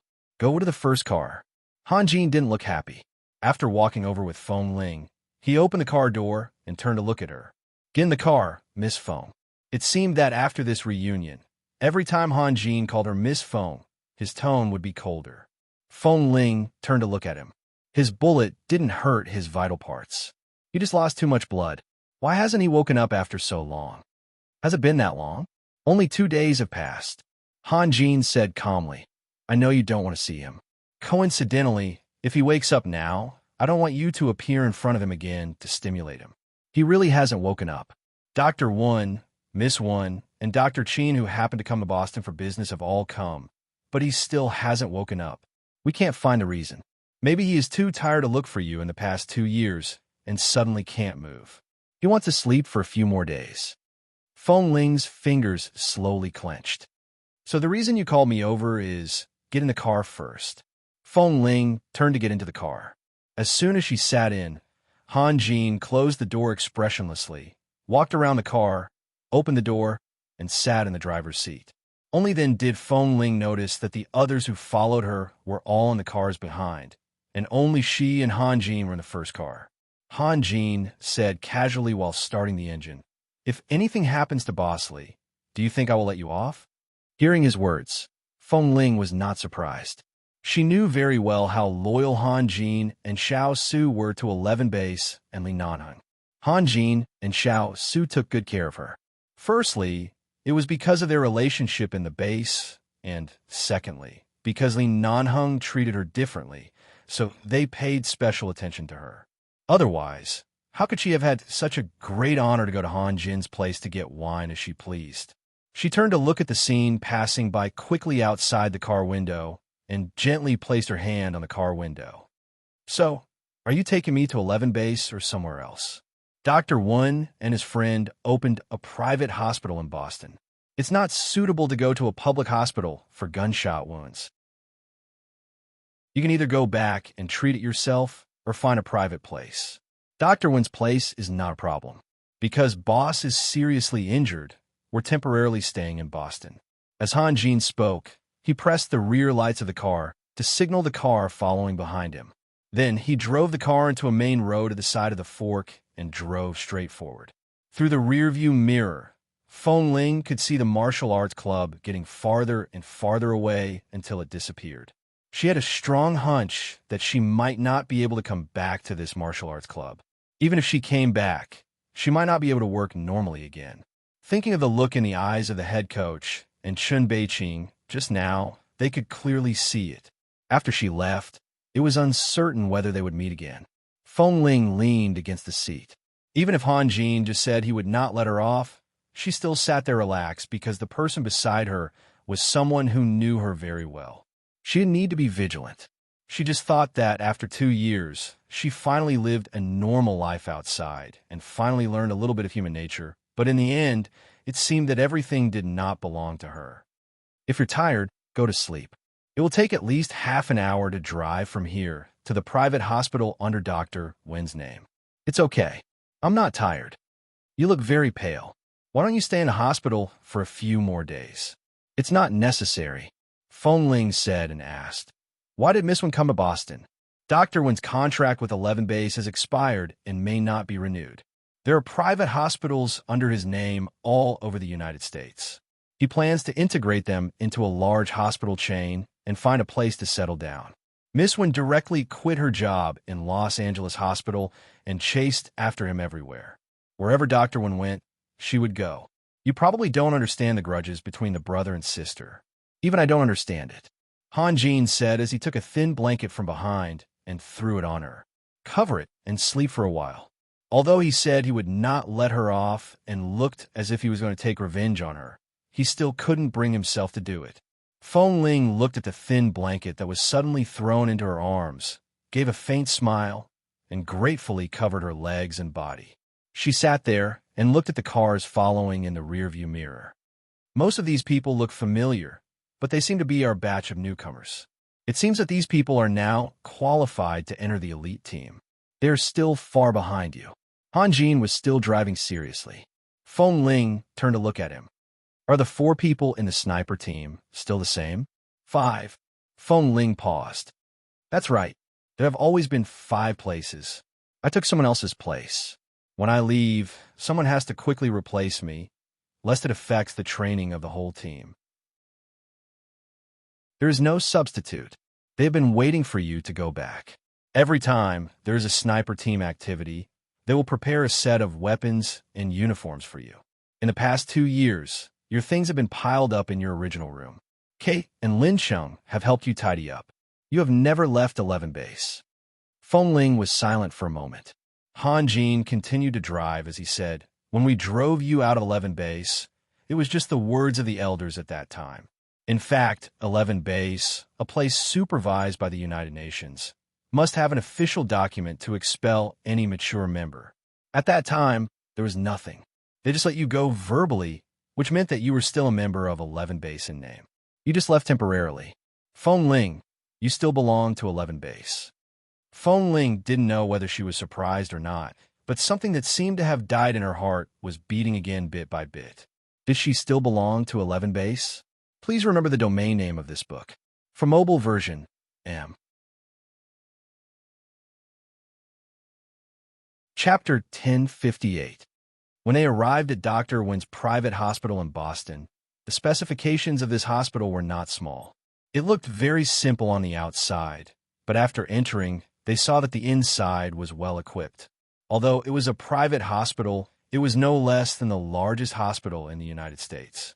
Even the medical staff here were very well educated, and many of them were top doctors in the medical field. After arriving at the hospital, Han Jin asked if Boss Lee had woken up and got the answer that he hadn't woken up yet and was still under observation. He turned back and gestured for the others to send Feng Ling to the ward upstairs. Sending her to the ward was to let her have a good examination of her previous internal injuries. Since Feng Ling was already here, she couldn't refuse. She just walked while thinking that the blow on Li Nanheng's neck was indeed not light. This time, the coma caused by excessive blood loss might be related to the injury on the back of his neck. Hopefully, it didn't hurt his mind or nerves. Otherwise, it would easily affect his physical condition in the future. Although she was very familiar with many vulnerable parts and acupuncture points of the human body, she was not a doctor after all. She did not know how badly he was injured. In her memory, when he was in the car, his back and the seat were bleeding like a river. In short, his injuries were not light. After entering the ward, a young female nurse came in and helped her change into light clothes, which was a light-colored hospital gown. Then, she took her to do a few tests and sent her back to rest. The ward that they arranged for her had a TV, internet, a built-in bathroom, a sofa, a coffee table, and a kitchen. It was a ward that was similar to a high-end luxury suite. The bed was not white like a normal ward, but it was mostly light-colored. It seemed that even if she stayed here temporarily, she would not feel uncomfortable. It was exactly the feeling between a normal suite and a ward. It was very cozy, and this room was more than 10 floors above the hospital. The downstairs of this side of the window was a residential area, not a downtown area, so it was very quiet. The boss of the martial arts club had just called her. Feng Ling took the phone and briefly said something about herself. Then she heard someone knocking on the door of the ward. She hung up the phone and turned back to see Wen Liqing. Wen Liqing pushed the door open and walked in. When she saw Feng Ling sitting by the bed, her eyes lit up. "I thought you were resting. Why aren't you asleep?" Feng Ling was very calm. "If it were you, would you be able to sleep if you were suddenly brought here by a group of people from 11 Base?" Wen Liqing didn't know much about how Feng Ling was brought here. Hearing her words, she smiled, walked in, and looked at Feng Ling's face carefully. "You're also injured, right?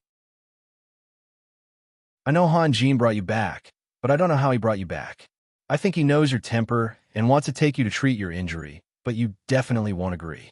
Maybe only by forcing you will you obediently give in."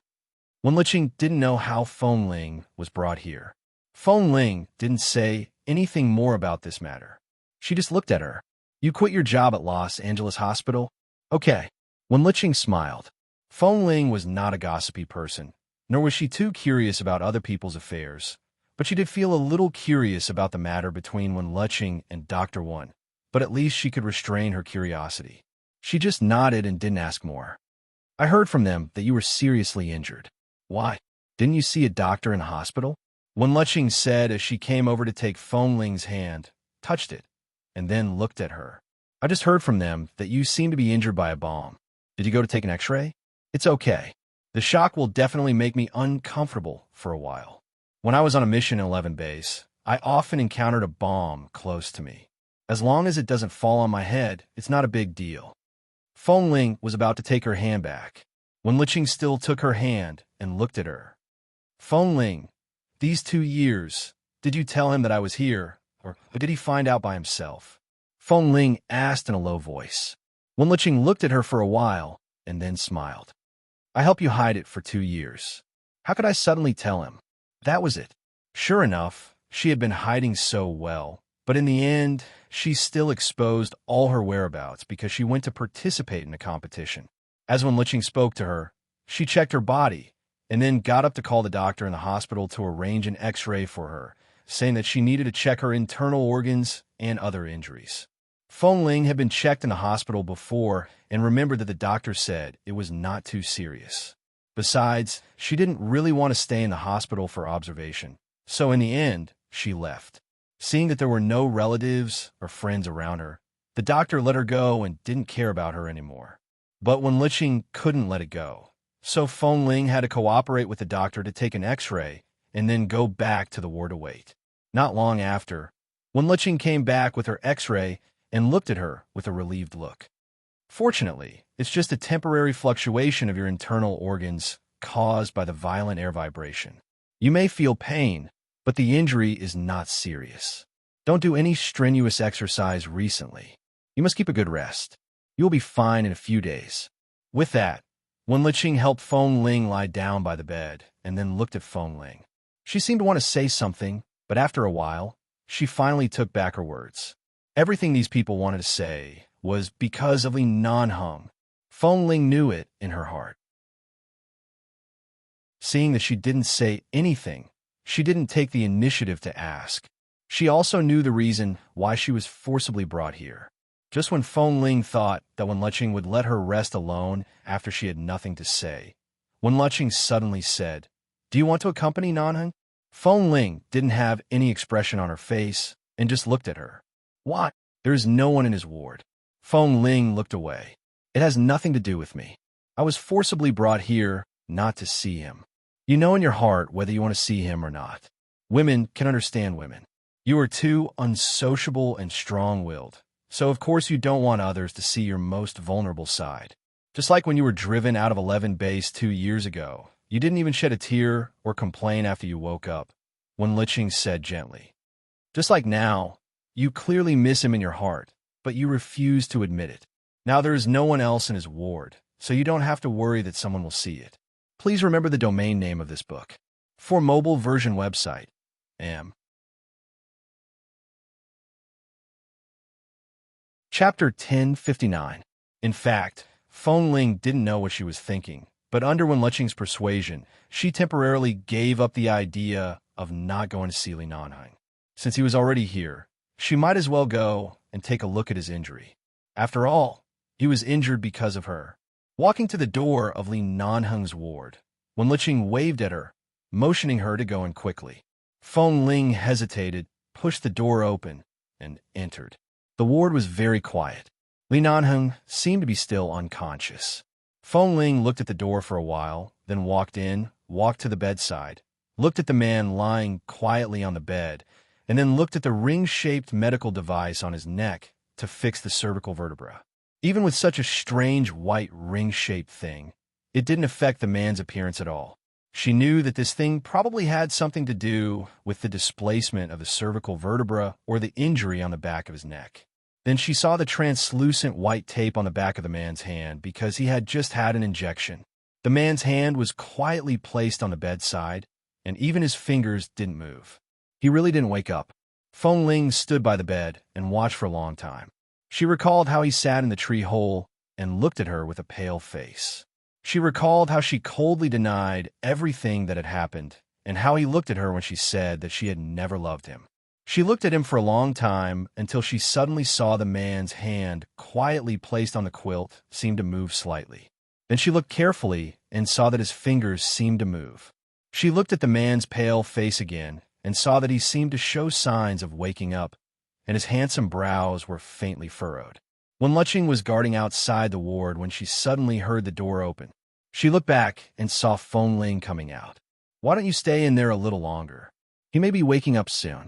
Call Dr. Wen and the others to come and see him," Feng Ling said and walked in the direction she came from. Wen Luqing watched her leave without hesitation, turned back to tell the nurse, and then chased after her. She didn't let Feng Ling go back to the ward directly, but took her to do several other examinations on the way, and then asked her to go back to the ward to wait. It was getting dark. 3 hours had passed since Feng Ling visited Li Nanheng's ward. In the past 3 hours, except for checking her condition, she stayed in the ward and did not go out, nor did she see anyone from 11 Base. When it was dinner time, the hospital sent in a special nutritional set meal. The food was placed in the ward, and the taste was light and fragrant. Feng Ling did not have much appetite and did not eat it. She sat on the bed alone, but her eyes were looking out the window. When Wen Luqing came in again, the food was already cold. Seeing Feng Ling didn't eat, Wen Luqing walked over. "Why don't you eat?" "I'm not hungry. You seem to be under house arrest by the people of 11 Base. In fact, they're just concerned about your health. I just met Han Jin. He didn't explain anything. He only said that you are a member of 11 Base. Without the permission of the base, you are not allowed to work in other places. They didn't care about you for the past 2 years, but now that they have found you, they won't let you mess around outside." Han Jin had said this to her once before. Although he didn't say it so specifically, Feng Ling understood what he meant. "I see." Hearing Feng Ling's calm words, Wen Luqing looked at her for a while, then went out to call the nurse and to take away the cold dinner and ask them to send a new one. When the new dinner was sent, Wen Luqing urged Feng Ling to eat it. Under her gentle and enthusiastic attack, Feng Ling ate a little, but she didn't have a big appetite. After eating a little, she put down the tableware. At this time, someone knocked on the door. Wen Luqing turned to open the door. and Feng Ling turned to see Dr. Wen, whom she hadn't seen for a long time. "How is he?"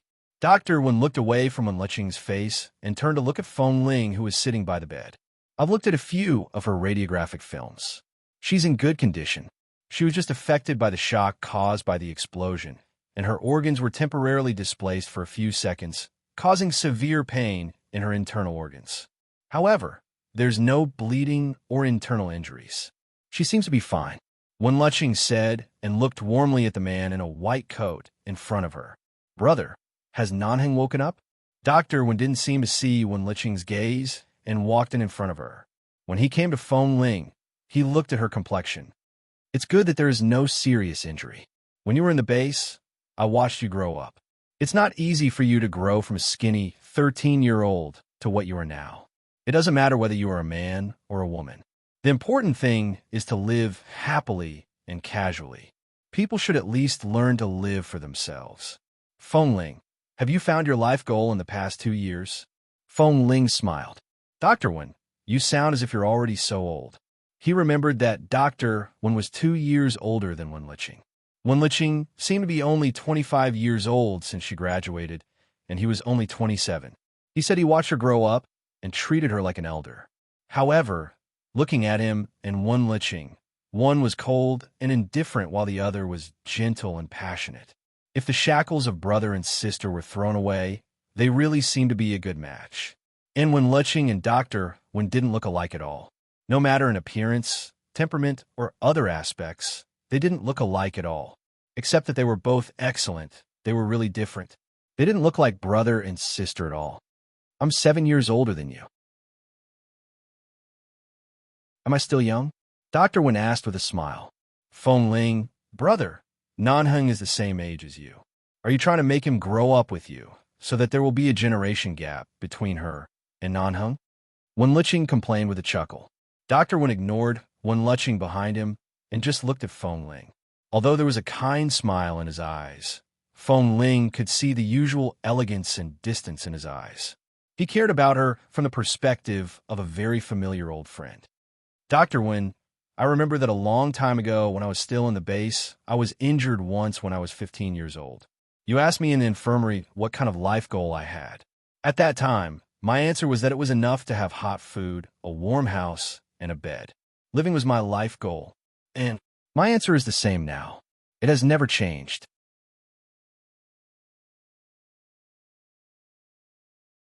Chapter 1060.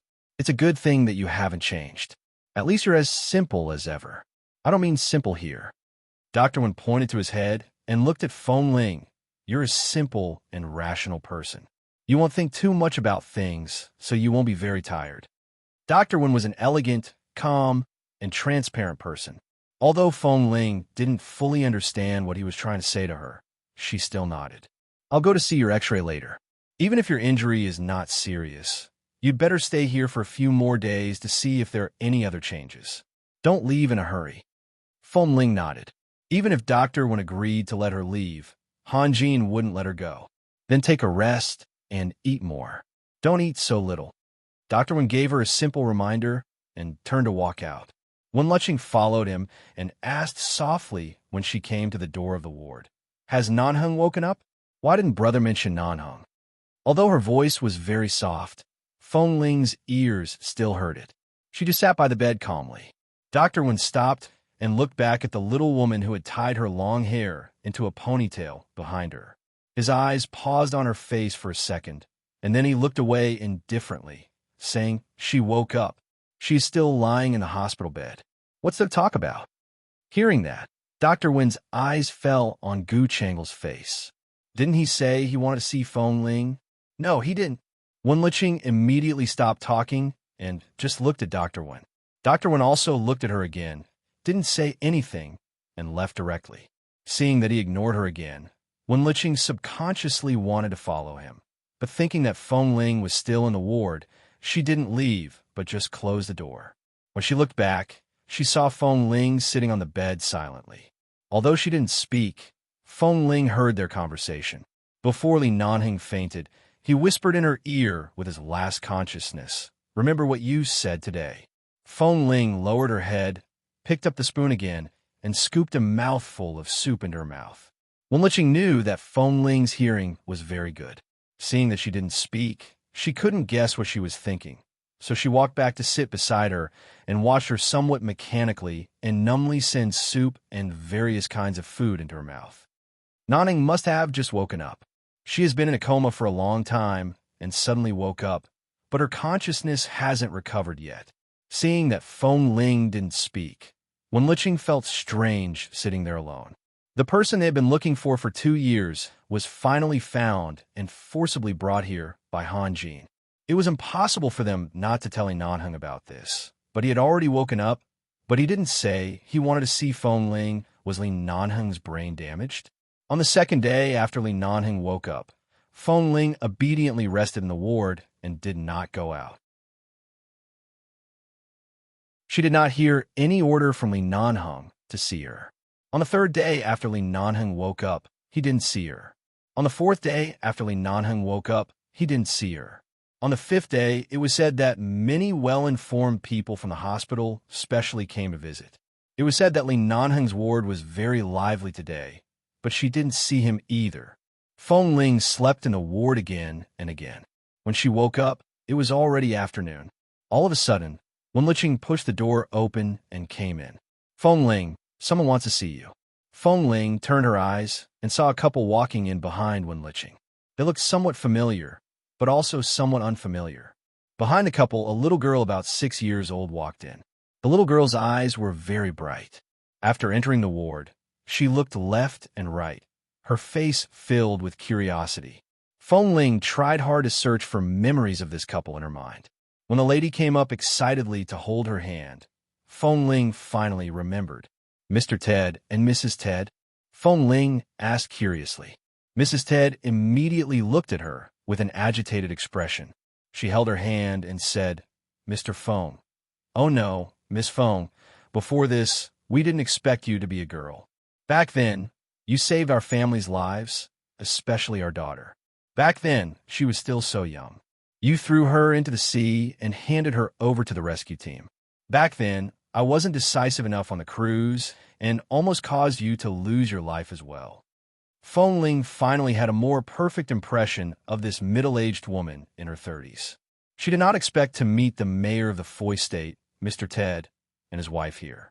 Back then, when their family was kidnapped, she did have some recollection of what happened on the cruise to save them, especially when she fell into the sea and was later rescued by Xiao Fei on an island in the middle of the sea.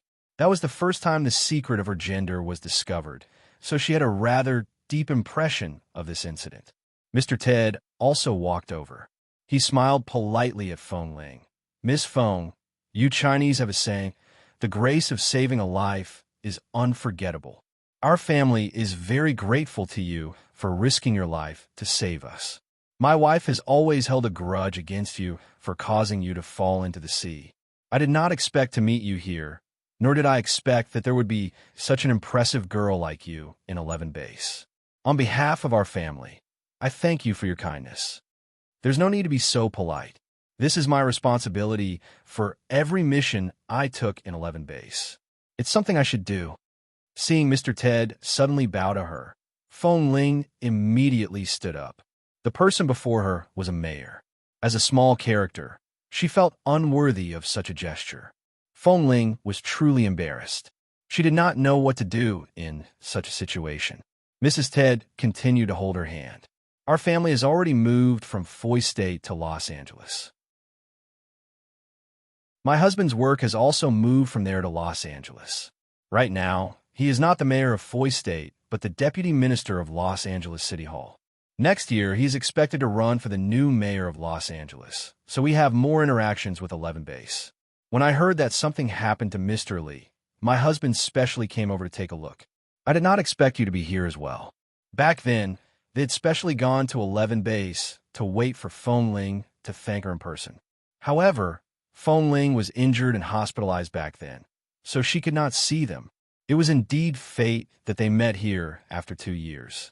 Although Feng Ling did not know much about the mayor or minister, she knew that Foy State was a small city with almost no reputation in America. It was also a newly established city. Los Angeles was different. To be able to hold such a high position in Los Angeles City Hall and have the qualifications to run for the mayor of Los Angeles, it was clear that Mr. Ted was quite impressive. Chapter 1061. At this moment, the little girl who had been following behind the Mr. and Mrs. Ted approached Mrs. Ted's back. She stood behind Mrs. Ted's leg and carefully peeked her head out to look at Feng Ling. All of a sudden, she spoke in slightly stuttering Chinese. "Elder sister, you're so beautiful." Hearing that the little girl had learned Chinese, Feng Ling immediately glanced at the little girl in surprise. She recalled that when she saved her 2 years ago, this child was still very young. Back then, she had been screaming and kicking in her arms out of fear. Now, she had actually grown up so much. "Miss Feng, we've heard some things about you. We also learned that you haven't completely left 11 Base in name. Right now, we have a request. We're not sure if you can agree to it. Please speak. Because my husband is running for mayor of Los Angeles next year, you should be very clear about the situation and environment in the United States. There are many potential dangers. It's not a big deal for adults like us, but our daughter is too young. I'm afraid that she might encounter kidnappings, extortion threats, and so on. So, during the election year next year, we need to hire a powerful person to be my daughter's personal bodyguard and accompany her every day." At this point, Mrs. Ted looked at Feng Ling with some embarrassment. "Coincidentally, we learned that you're a girl. Although you're a member of 11 Base, it seems like you won't be returning for the time being. We also know that you're skilled and have a good character. You've even saved our daughter before, so we wish to hire you to be our daughter's bodyguard." Hearing this, Feng Ling did not immediately respond. She lowered her head to look at the little girl who was currently blinking at her. "Actually, it won't be long. It's almost the end of the year.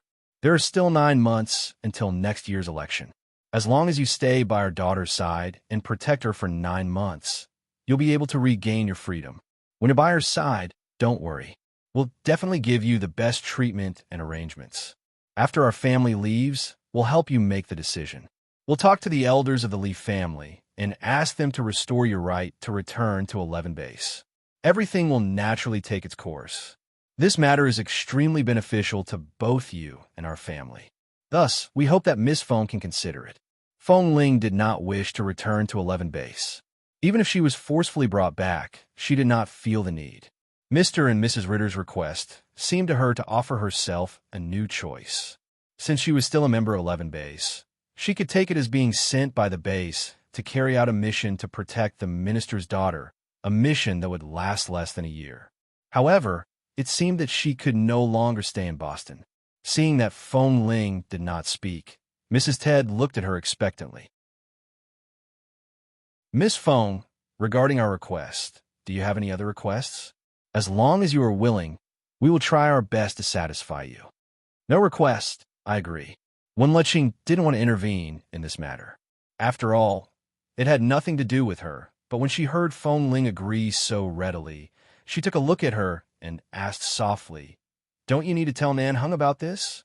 It was indeed necessary to inform the person in charge of 11 Base about such matters. However, the Ted couple were still officials of the City Hall. They only needed to raise their request. The problem lay in the fact that they respected Feng Ling's wishes and had personally come to ask for her permission. Just because of this, they didn't directly ask the base hall to give her a mission notice. Instead, after learning that she was here, the family of 3 came in person, which was enough to show their respect for her. Faced with such a family, Feng Ling had no reason to reject them. After all, to her, it did not matter where she was. As long as they did not force her to return to 11 Base, it did not matter. "Nan Hung has woken up. I think you'd better tell him." Wen Leching suddenly paused as soon as she said this. Li Nanhung had indeed been awake for several days. Furthermore, his recovery was not bad. His consciousness was clear, and he was not affected in any way. However, he did not mention anything about Feng Ling, nor did he mention that he wanted to see her. It was as though this person had never existed. Several times, when Wen Leching was in his ward, she vaguely mentioned that Feng Ling was also staying in this hospital. However, Li Nanheng remained expressionless. It was as though he did not hear or feel anything about Feng Ling's name. He only calmly changed the topic and did not respond. "We'll inform Mr. Lee right away," Mrs. Ted hurriedly said with a smile. "There's no need. I've already left 11 base for so long. There's no need to inform anyone. I can directly leave with you," Feng Ling said. "However, if we must go through the proper procedures, since this is related to the Los Angeles City Hall, we can't just inform the base. We can skip the other procedures." Mrs. Ted and Mrs. Ted nodded. However, they deeply respected Li Nanheng and planned to inform Mr. Lee before leaving. However, seeing that Feng Ling did not seem to wish to mention him, they did not say much since they were not clear about the situation. That night, Feng Ling learned that Mr. Ted's family's request had already been approved by 11 base. Tomorrow morning, she would be able to return to Los Angeles with them. That night, Feng Ling packed up her things. Wenlicheng also helped to call someone to bring her things over to the place she had previously stayed. As she rearranged her things, she glanced at the small velvet box placed in her luggage. She opened it to take a look. Inside was the jade pendant with the word Feng engraved on it. She only glanced at it before silently placing it back into the box. She did not take it out again. The next morning, just as Feng Ling was about to leave, she learned that Mr. Ted and Mrs. Ted's car had yet to arrive. While waiting, she walked out of the ward. For some reason, she walked to Li Nanheng's door. Looking at the tightly shut door in front of her, Feng Ling stared at it silently, his words still echoing in her ears. "Remember what you said today." She stood outside the door for a long time until her phone rang. She picked it up and heard the polite voice of the chauffeur sent by Mr. Ted and Mrs. Ted. "Miss Feng, the car has arrived. Please head downstairs." Feng Ling responded and hung up the phone. She turned to return to her own ward to retrieve her luggage. Just as she turned around, suddenly, the door behind her that had been tightly shut all this time opened. The foreshadowing of the plot is basically over. The 9 months in Mr. Ted's house should be over in a few strokes and won't take up too much space. Soon, we'll move on to the domestic and high-city plots that you want to see.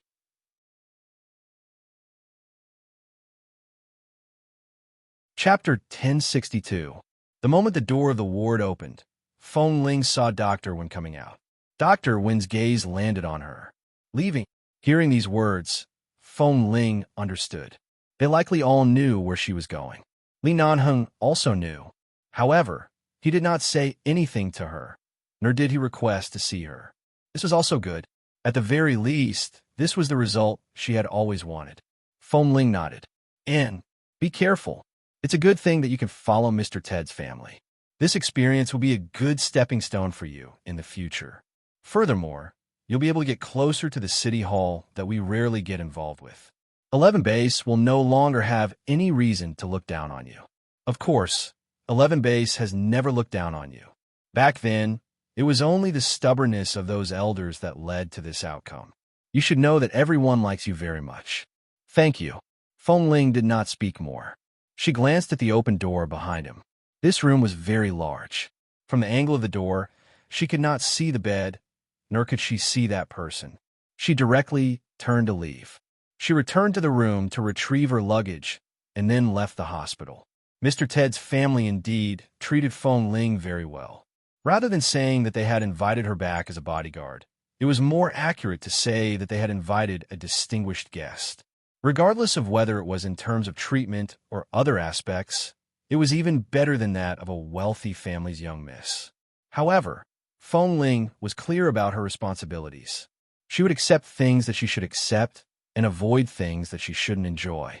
Every day, she would strictly protect the couple's daughter. She was responsible for sending her to school, attending various classes, and watching over her when she returned home. Any dangerous situations would not escape her eyes.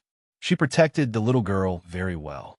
Mr. Ted's family trusted Feng Ling more and more, and their relationship grew closer. Often, when they attended large banquets, Feng Ling was only supposed to be a bodyguard in secret. However, they insisted on bringing her along and had her dress up simply. However, Feng Ling refused to wear gowns, so they prepared several neutral suits for her to wear. Every time she wore those suits to attend a banquet with Mr. Ted's family, the couple's daughter would hold her hand and say, "Sister Feng Ling, you're so handsome and beautiful." If you could grow your hair long, you'd definitely be as beautiful as a princess. Feng Ling was often amused by the little girl. Ever since Feng Ling became a bodyguard at the Ted couple's home, she had not contacted those people, including Li Nanheng. She had not received any news from him, and he had not barged into her life without permission. Even when they occasionally met at a banquet, they would only brush past each other. When the couple took the initiative to greet Li Nanheng, Feng Ling would only stand behind them silently. She did not meet Li Nanheng's gaze. Li Nanheng also did not call out her name. It was as though the two of them had instantly turned into familiar strangers. Even when they brushed past each other, they would not pause for a single second for the other. 9 months passed in the blink of an eye. In these 9 months, just as the couple had said, there were indeed people secretly trying to find loopholes in their daughter. However, the little girl followed Feng Ling every day and did not encounter any danger. Feng Ling's sharp senses made it impossible for those people to find any loopholes. Even when the couple's daughter was in class, Feng Ling would stand in the corridor outside the classroom. She would not give those people any leeway. 9 months had just passed, and the election had begun. Mr. Ted had obtained the number of votes he had. However, the position of mayor had been secured by another person. Mr. Ted had become the deputy mayor of Los Angeles. Los Angeles was an important city in the United States. As long as the deputy mayor's position was stable, he would be a person above others. This result was also good. She did not wish for the highest position, but for the most stable one. Under the request of Mr. Ted's family, Feng Ling continued to protect their daughter for another month. Only after everything had stabilized did they no longer try to stop Feng Ling from leaving. Of course, if Feng Ling was willing to continue staying at their home, they would be more than happy. After all, their daughter was already very reliant on Feng Ling. Every day, she would follow Feng Ling everywhere. Feng Ling would also occasionally teach the little girl some self-defense skills. They only had one daughter, and they had only given birth at an advanced age. They felt that their child would have one less playmate and one less older sister. They often offered to accept Feng Ling as their goddaughter, but were all rejected by Feng Ling.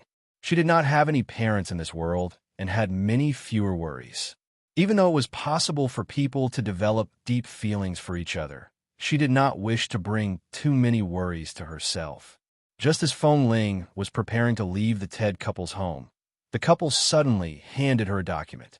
On the document was a recommendation letter that the couple had written to the 11 base. The letter clearly listed all of Feng Ling's contributions to their family, as well as the various achievements she had made while on missions at 11 base, as well as the fact that she had risked her life to save their family. This was a recommendation letter for her to return to 11 base and be promoted to an instructor. Feng Ling had once said that she would no longer return to 11 base as a member. Yet the Ted couple had actually recommended her to be an instructor. Even though she had passed all the training at the base and was often at the same standard as the instructors, coming in first in every test, and had almost completed everything she needed to learn in the sniper team, she was clearly not qualified to be a member of the team, regardless of whether it was her age or qualifications. But if this recommendation letter was personally written by the deputy mayor of Los Angeles, then it would be a different story. Feng Ling knew that the Ted couple was trying to help her. However, she did not really want this help. To her, if the Ted couple were to request 11 base to send her to Africa or somewhere even further, it would be best if she never returned.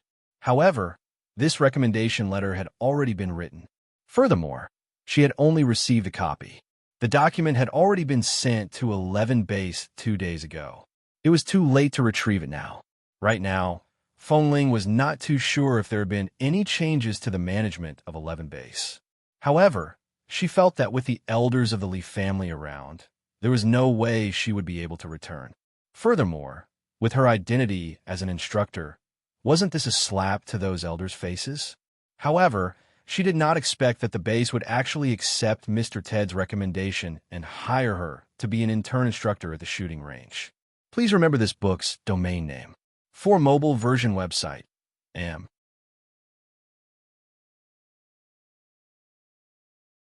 Chapter 1063. Nearly 3 years ago, she was once an unwanted member of 11 Base, lying on the ground and being watched by everyone. She had to leave in embarrassment. But now, she was going to take the invitation letter from 11 Base and invite her back to be a drill master. Feng Ling didn't know how to react until Ah Feng and Xiao Su came to pick her up on behalf of 11 Base. Feng Ling looked at Xiao Su and Ah Feng and asked the question in her heart. Didn't you not accept women? It's elderly who doesn't accept women. Not 11 Base, Ah Feng said. Besides, there's a loophole in the rules and regulations of the base. They don't allow women to be trained, but it doesn't say that they don't allow women to spoil them. So, Drill Master Feng, please get in the car. Feng Ling, who found this loophole? Who took advantage of this loophole to take her back so openly? Except for Li Nanheng, she couldn't think of a second person, and it was impossible for a second person to have such great ability to bring her back like this. When she left, she had lost all her face, but now it seemed that she had regained it all. Even if she returned to 11 Base now, no one would dare to say a word of objection. But Li Nanheng hadn't contacted her for a long time. Even after such a long time, every time they met, they just brushed past each other. Even if they occasionally looked at each other, that man's eyes were only cold and indifferent, without any extra feelings, as if he was just a stranger. You go back first. If I want to go back to the base, I will go back by myself. Feng Ling didn't get in the car. Ah Feng and Xiao Su looked at her in confusion. The base sent a car to invite you back. Don't you understand the current situation? They're helping you find what you lost on the day you left. What did she lose? Her pride? However, for Feng Ling, she had already left 11 Base for more than 2 years. It had already been nearly 3 years. If she continued to stay outside like this, she could walk any path she wanted. There was no need for her to only have 11 Base in her eyes. But if she went back in their car now, her world would return to its original state.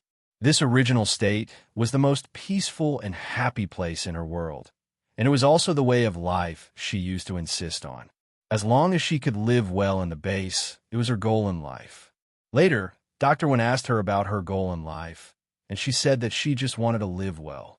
But now, she didn't want to be tied to 11 Base. Even if he wanted to go back, now was not the time. There's no need for that. I'll pick up my lost pride myself. I don't need anyone to help me. Ah Feng frowned, and Xiao Su looked at Feng Ling in confusion. You should be able to tell who arranged this for you. There's only one person who can make you go back like this. Feng Ling did not answer. She handed the letter to Ah Feng and turned to walk back. She did not get in the car, nor did she intend to leave now. Xiao Su looked at the employment letter in Ah Feng's hand and then at Ah Feng. She's refusing? It's an obvious rejection. Ah Feng sighed softly. The elders did go too far. After all, she has made countless contributions to the base, and she is still a young girl. No matter how generous she is, I'm afraid there will be a knot in her heart. This knot has nothing to do with dignity or face, but the barrier in her heart. Hasn't Boss Lee been trying to help her overcome this hurdle? The problem is that she won't accept it. Before coming, Boss didn't say anything. I think Boss Lee understands her temper the best and knows that she won't accept it. That's right, Boss should have guessed it. Mr. and Mrs. Ted's daughter could not bear for Feng Ling to leave. Ever since she heard that Feng Ling was about to leave, the little girl would hug Feng Ling and cry for a while every day. Humans were sentimental creatures, especially towards innocent children. Even someone as decisive as Feng Ling could not bear to part with her. After dragging on like this for a week, she finally had to leave. The little girl hugged her and cried loudly again. Feng Ling coaxed her and said that she would come here often to visit her in the future. After giving her a promise, the little girl tugged at the corner of her clothes and walked out while crying. After leaving the Ted couple's home, Feng Ling was looking for a place to stay. She did not plan on returning to 11 Base. She thanked the Ted couple for sending her a car and went out to hail a taxi. She stood by the roadside and looked at her phone while waiting for a taxi. All of a sudden, a white Ferrari stopped in front of her. Feng Ling raised her head. The car window rolled down, and Qin Sighting's face appeared before her eyes.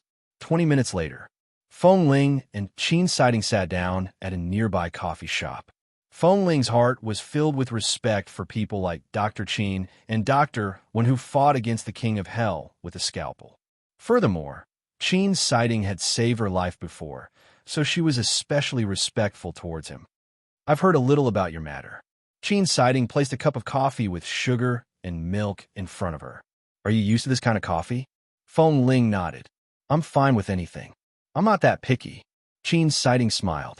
When the waiter brought up another cup of Americano, Feng Ling looked at the black Americano bitter coffee in front of him and immediately placed the coffee with sugar and milk in front of her closest to her. Watching her actions, Qin Siding discovered that although she appeared calm and emotionless, she was actually a little cute deep down.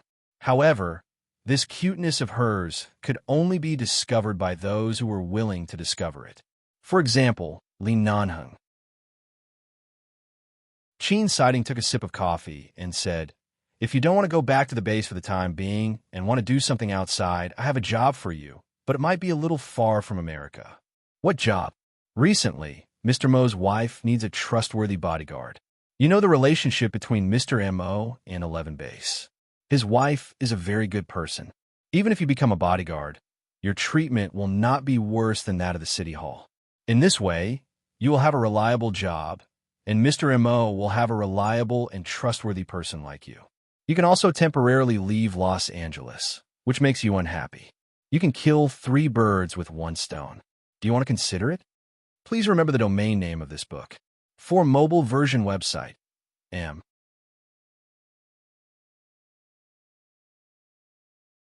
Chapter 1064.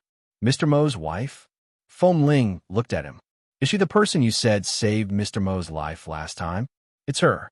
Her name is Jean Wan. She is the daughter of High City's G Group and M.O. Jingshan's wife." Qin Siding smiled. "When M.O. Jingshan had an accident in Los Angeles, you were still training in the base, but the accident was very serious. Nanheng was also injured, but his injury was not as serious as M.O. Jingshan's. He went back to the base alone to recuperate. I guess you don't know what happened at that time. A few years ago, Feng Ling was still young and lived peacefully in the base, so she didn't pay much attention to it. However, she had certainly heard of Mr. Mo's name. Although he had never appeared in the base, he was a godlike existence in the mouths of many people in the base. Feng Ling knew that Mr. Mo was a person who was highly valued and respected by 11 Base, and she heard that his hands were never stained with blood. He only occasionally acted as the think tank of 11 Base, but he was clear-headed and decisive. As long as Mr. Mo took action, no one could defeat him. Even Li Nanheng had some respect for Mo Jingshan, this so-called brother. They had always been brothers who would help each other as long as they told each other what they needed. For a man like Mr. Mo, the wife he loved the most would definitely be a good woman. High City, is it far from here? It's in China. It's across half the world. Do you think it's far? Feng Ling looked at Qin Siding. Why me? Before I came to the United States, Mo Jingshan happened to be looking for a good bodyguard. I know this. After I came here and heard about you, I thought you might not be willing to return to 11 Base, but we can't let you go to a place where we can't find you. Then why don't you be Mrs. Mo's bodyguard? No matter in martial arts or other aspects, you are absolutely trustworthy. Feng Ling didn't speak for a while. Qin Siding looked at her. Do you want to do it? Even if I want to go, will 11 Base let me go? Feng Ling threw the question back to him. You are now a drill master hired by 11 Base. Nominally, you're still connected to 11 Base. So in fact, there are many things you can't do. If you want to go to High City, you may need Li Nanheng's consent and signature. Without his signature, it will be difficult for you to leave the United States. Feng Ling paused. You want his signature? Of course. Qin Siding said calmly. 11 Base is not a simple place in America. Previously, when you went to work as a bodyguard for Mr. and Mrs. Ted, they were from the city hall. All they needed was a document to hire you. However, this time, you took the initiative to go out, so you needed the approval and signature of the person in charge of the base. Feng Ling didn't want to go back to Li Nanheng at all. She didn't even want to have anything to do with him in the future. But she didn't expect that the opportunity to leave the United States and go to China to take a look at the bustling high city was actually in Li Nanheng's hands. Is there no other way? No, your name is on 11 base. Without special permission, you can't leave the country. You can't pass the customs. Feng Ling looked at the coffee in front of her and gently rubbed the cup with her fingers. I understand. A few days ago, the person who refused to return to 11 base suddenly appeared in 11 base. This news really confused the brothers. Most importantly, when Feng Ling, who had left the base for 2 days, finally walked into the gate of 11 base again, she just looked ahead and walked toward the base hall. She didn't seem to be nostalgic at all, nor did she look around. Instead, the brothers who passed by and saw her spread the news among themselves, saying that Feng Ling had returned. Feng Ling went to the base hall. Seeing her return, Feng Feng's eyes lit up. You've thought it through and are willing to come back. At that time, we specially drove to pick you up, but you refused to go back. How did you come back? Did you drive yourself? Or, Feng, if I want to leave the country, must I get the signature of the person in charge of the base? Feng Ling asked directly. Feng's expression paused for a moment. He looked at her. Leave the country? Where are you going? China, High City. What are you going to do in High City? I haven't heard that you have any relatives or friends in High City. Feng paused. Feng Ling was an orphan. How could she have relatives? She had never been to China, let alone friends there. Mr. Mo's wife needs a bodyguard. They think I'm suitable. I also think I can go to High City to have a look, Feng Ling said calmly. If I ask you to sign for me and allow me to leave the United States, can I? Mr. Mo's wife. I do know that Mr. Mo plans to choose a person to protect Mrs. Mo in 11 base, but he hasn't decided on the person. How do you know this news? I met Dr. Qin. Dr. Qin rarely intervened in other people's affairs, unless Mr. Mo personally asked Feng Ling to go over, or unless Boss Li also knew about this matter. Dr. Qin would not casually intervene. Then, Feng was not sure about this matter. The members of the base have to follow the rules when they walk in the United States. If you want to leave the country, especially now that you're an intern drill master of 11 base, if you want to leave the country, you have to get Boss Li's signature. Apart from him, is there any other way? No, even Mr. Li can't do it. Feng Ling didn't speak, looked at Feng for a while, and turned to walk out. Hey, Feng Ling, where are you going?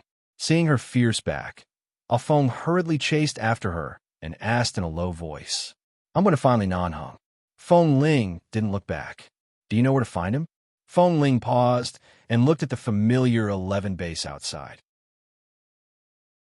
She had been away for more than 2 years, but nothing seemed to have changed. All the training grounds, all the team camps, everything was still the same. But it seemed that there were some changes, such as the transfer of personnel. So many people's residences must have been changed. At this time, Feng Ling suddenly looked at the square in front of the base hall, looking at the ground where she had once lied miserably before leaving. Everything that had happened back then was still vivid in her mind. When she was about to turn around and ask Feng a few more questions, at this time, several brothers who used to be friends with her came in to take something. Suddenly seeing Feng Ling, they looked at her excitedly and joked, Hello, Drill Master Feng. The corner of Feng Ling's mouth twitched, but she turned to see Feng with a kind smile on his face, obviously welcoming her return. Please remember this book's domain name. For mobile version website.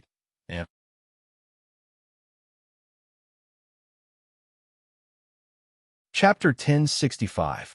The other 4 members of the sniper team have been arranged to live in another building, and the training camp has also been moved there. Boss Li still lives in the same place, but you may not be able to find him at this time. Why? He's not at the base. Feng nodded. Grandfather Li is old. He was hospitalized due to a stroke and almost died. Fortunately, he was saved. Recently, he has been lying in bed to recuperate. Boss Li hasn't returned to the Li family in the past 2 or 3 years, but now the pillar of the Li family is about to collapse. No matter how angry Boss is, he has to go back to take a look.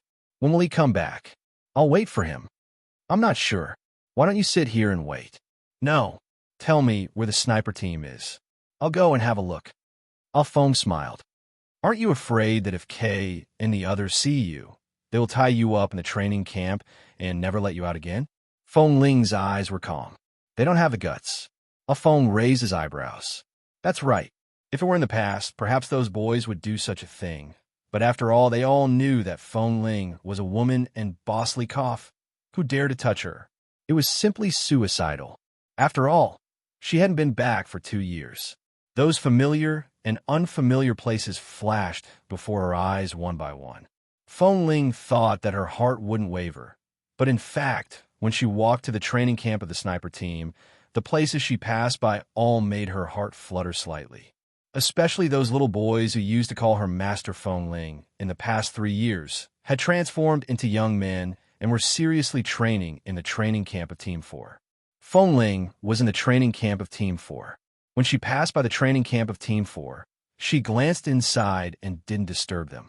She went around to the front and continued walking. Right now, the training camp of the sniper team was located in the largest training ground in the south of the base. It was originally a special training place for the elite team, but now it was said that the elite team had set up a special training camp outside the base, which was many times better than the facilities here. In this way, 11 Base should have expanded a lot, set up a lot of training camps, and recruited a lot of people. This situation put a lot of pressure on the military, but no matter how dissatisfied the military was, they could not easily compete with 11 Base. In the sniper team's camp, the 4 members were currently proficiently picking up the large sniper rifles that they couldn't even hold properly in the beginning. Even steady gunshots rang out one after another.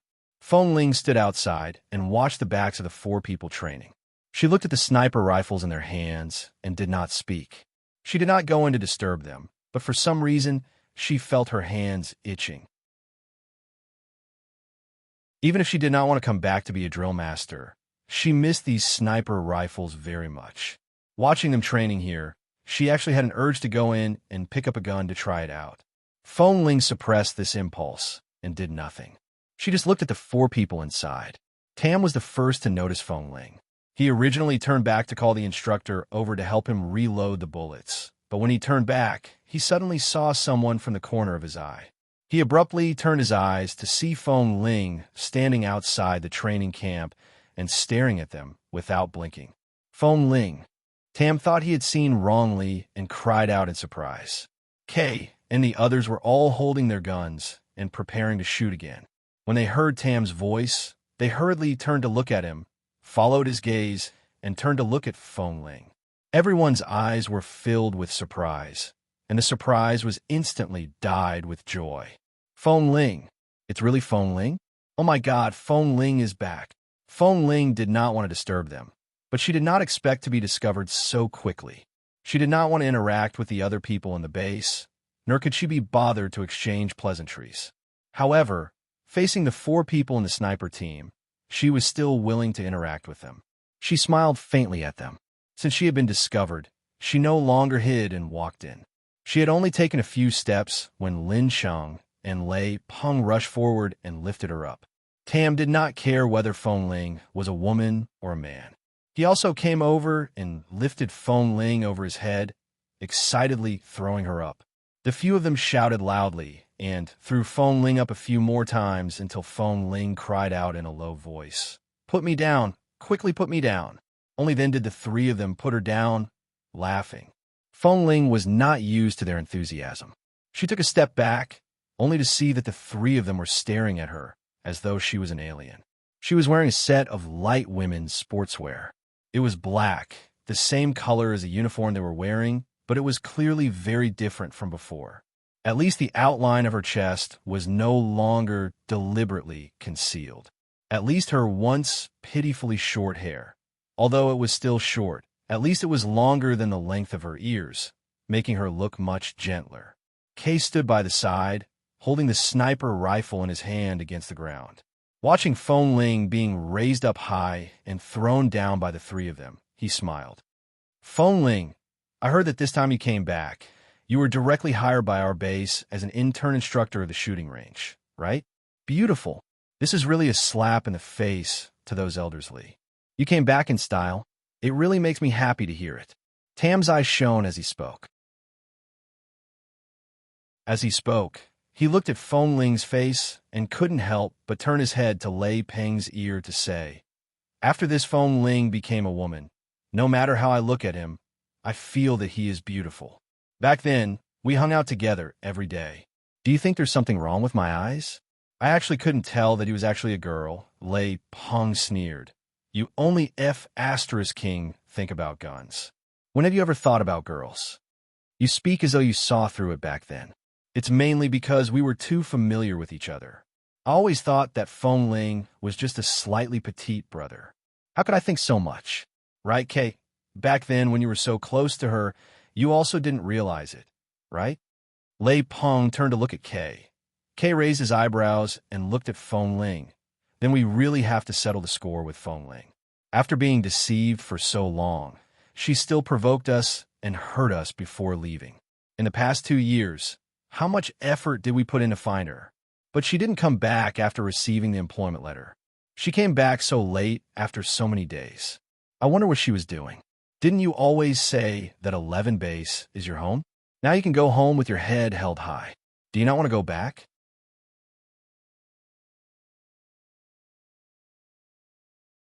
Chapter 1066. The reason Kay asked this was because 9 months ago in the Boston jungle, he saw Feng Ling's ruthlessness and decisiveness, and her rejection of Li Nanheng in 11 base. He had been worried that Feng Ling might not come back. After waiting for so long, she finally came back, but he instinctively felt that things wouldn't be so simple. At least, with Feng Ling's personality, she wouldn't agree to come back so easily. Yeah, the news of you being hired as an intern instructor has spread throughout the base.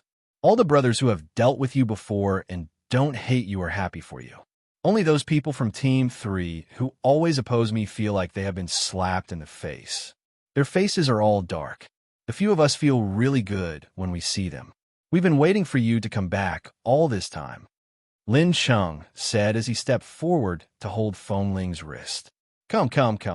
You haven't held a sniper rifle in 2 or 3 years, right? Come and try it. Let's see how Feng Ling's marksmanship is now. Has it deteriorated? How could it have deteriorated? You don't know that 9 months ago in the Boston jungle, Feng Ling faced more than a dozen people alone, but she wasn't afraid at all. If it weren't for the sudden explosion from above, she would have killed more than a dozen people by herself, Kay said as he looked in Feng Ling's direction expectantly. In the past 3 years, we've almost caught up to you. Feng Ling really missed the sniper rifle. Lin Cheng dragged her over, and she didn't refuse.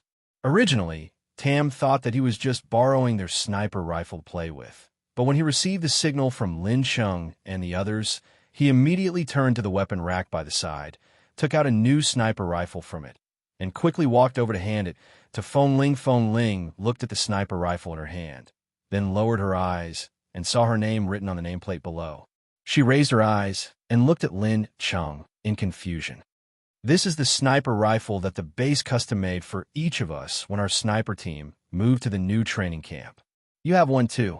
Everything that you should have, not a single one was left behind," Lin Cheng said. "You've always been a member of our sniper team. You've never left. Back then, boss said that you only accepted a temporary assignment and temporarily left the base, but everything that belongs to you still exists.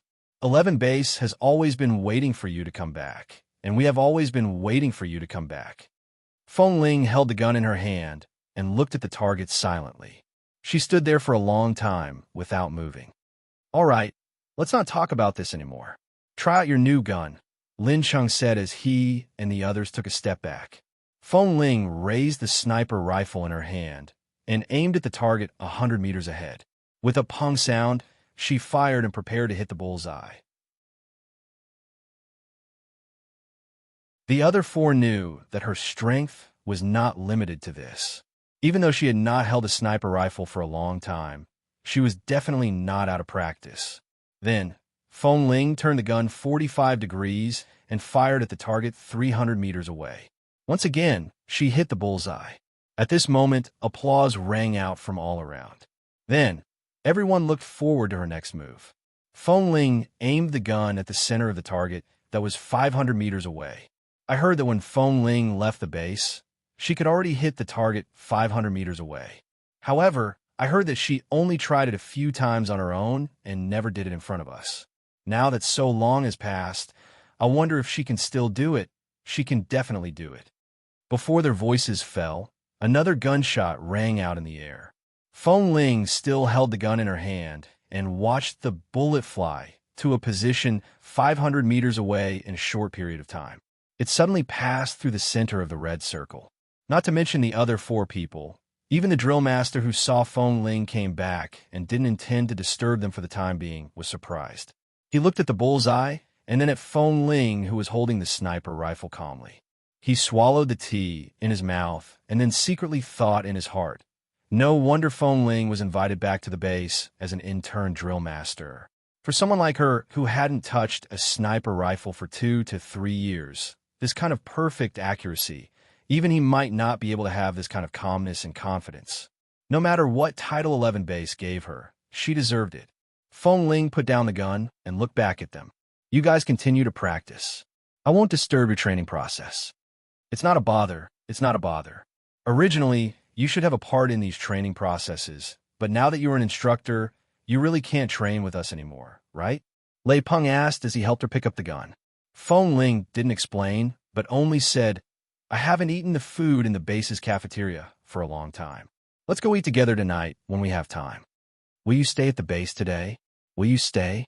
When Tam heard this, he immediately leaned over excitedly. "Where do you want to stay?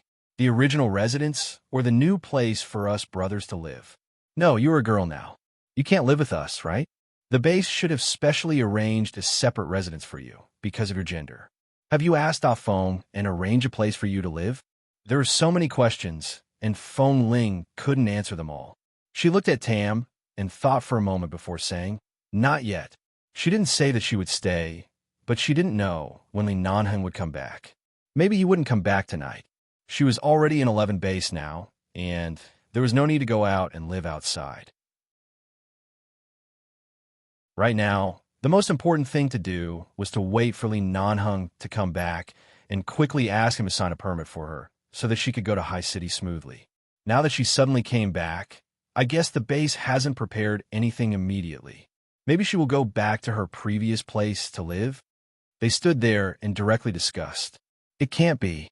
It's no longer suitable for Feng Ling to live in the same building as anyone in the base. Why not? She used to live next door to Boss Lee. Boss's room has never been changed, and her room is cleaned every day. It's always clean. She could just bring a new quilt in. Why is it so troublesome? And it's only natural for her to live next door to Boss, right? Kay listened and did not speak. He recalled the scene he saw about Feng Ling and Boss Lee in the jungle, and then remembered that Feng Ling didn't seem to have any interaction with Boss Lee in the past few months after returning to Los Angeles. He immediately turned his gaze to her face as if trying to see what she was thinking.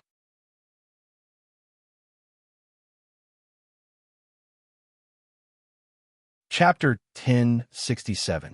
With the excuse that Ah Feng still had something to discuss with her, Feng Ling withdrew from the overly enthusiastic sniper team training camp. Otherwise, the 4 of them would have chatted with her for 3 days and 3 nights.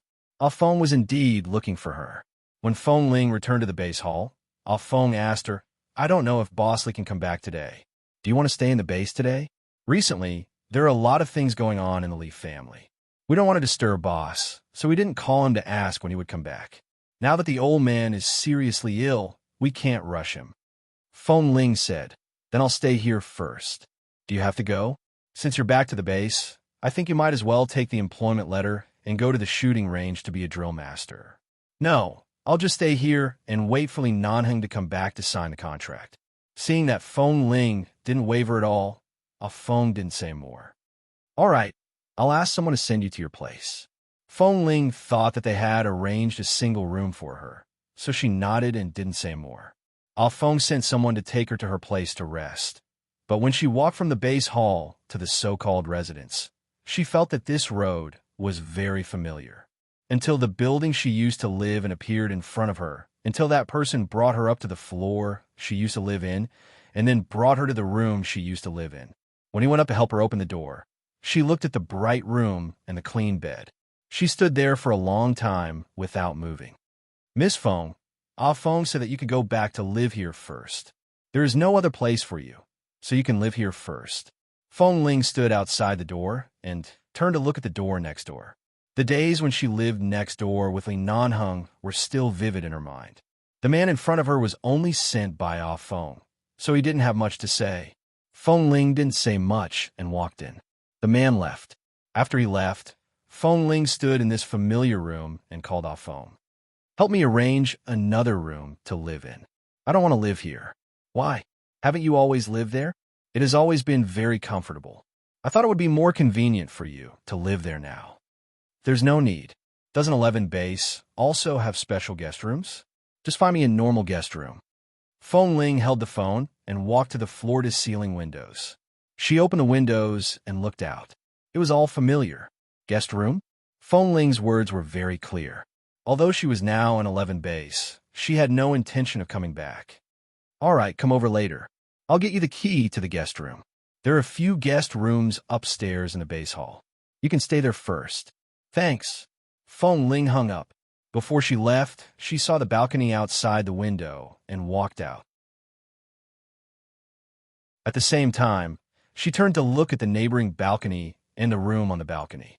He stood there silently for a while, then withdrew his gaze and walked back to the window. When he walked out the door, he didn't say anything about the furnishings in the room that hadn't changed in the past 2 or 3 years. He just walked out. On the first night in the guest room of the base, Feng Ling couldn't sleep. When she woke up the next day, she went to the base cafeteria to eat. Several familiar brothers came to talk to her, but she just sat there listlessly and occasionally responded perfunctorily. Then the rumor that Feng Ling has now become a drill master and has become more arrogant spread throughout the base within a few hours. Those who liked her didn't take it seriously, and those who didn't like her criticized her behind her back. Feng Ling didn't bother to pay attention to them.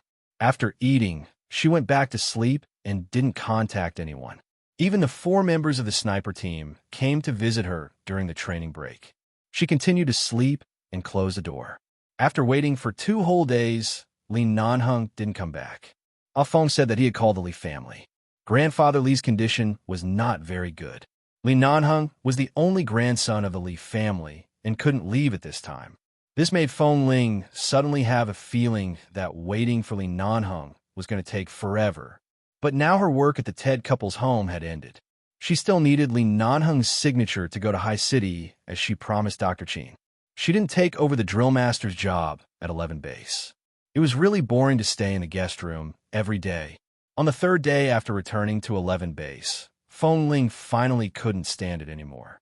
She followed the familiar gunshots and went to the sniper team. At first, she only sat with the drill master of the sniper team to drink tea and chat. Later, she directly trained with the other 4 members and regained some of the feeling in 11 base. On the evening of the 3rd day, Feng Ling trained with the other 4 members of the sniper team for a day. She was a little tired and was about to go back to rest when Ah Feng suddenly called her. Feng Ling, Boss Li is back. Hearing this news, Feng Ling didn't even give herself time to go back to change and take a shower. She directly went to the base hall.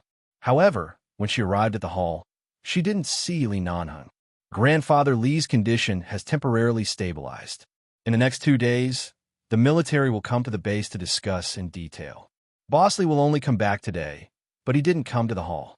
He should have directly returned to his residence or is inspecting another camp. I haven't called him yet. Feng Ling, are you in a hurry? Feng Ling, how could she not be in a hurry? She had been waiting here for 3 days. But even though she waited, she really realized that Li Nanheng had returned. She recalled that since they parted in the jungle in Boston, the number of times she met Li Nanheng could be counted with 3 fingers. However, in the past 9 months, even if they met, they would only brush past each other. She didn't speak, and he would also pass by indifferently. His completely unfamiliar attitude made it difficult for her to figure out what he was thinking. Mr. Mo wanted to choose a capable person from 11 base to be his bodyguard. Ah Feng knew this, so Li Nanheng must also know this. If she really didn't know how to ask Li Nanheng, should she just write a document first and then bring it to him for his signature? After returning to her room, Feng Ling turned on the laptop and wrote a document. Then she asked someone to print out 2 copies and went to Li Nanheng's residence with the documents. When she walked downstairs, she glanced up and saw that the light in Li Nanheng's room was on. She walked over quickly and approached with the documents that needed his signature. Before she went upstairs, she suddenly saw that the light in the room went out. Feng Ling paused and glanced at the time. It was only 9:30 in the evening. Was he asleep? You're tuning in to the Romance Rendezvous YouTube channel.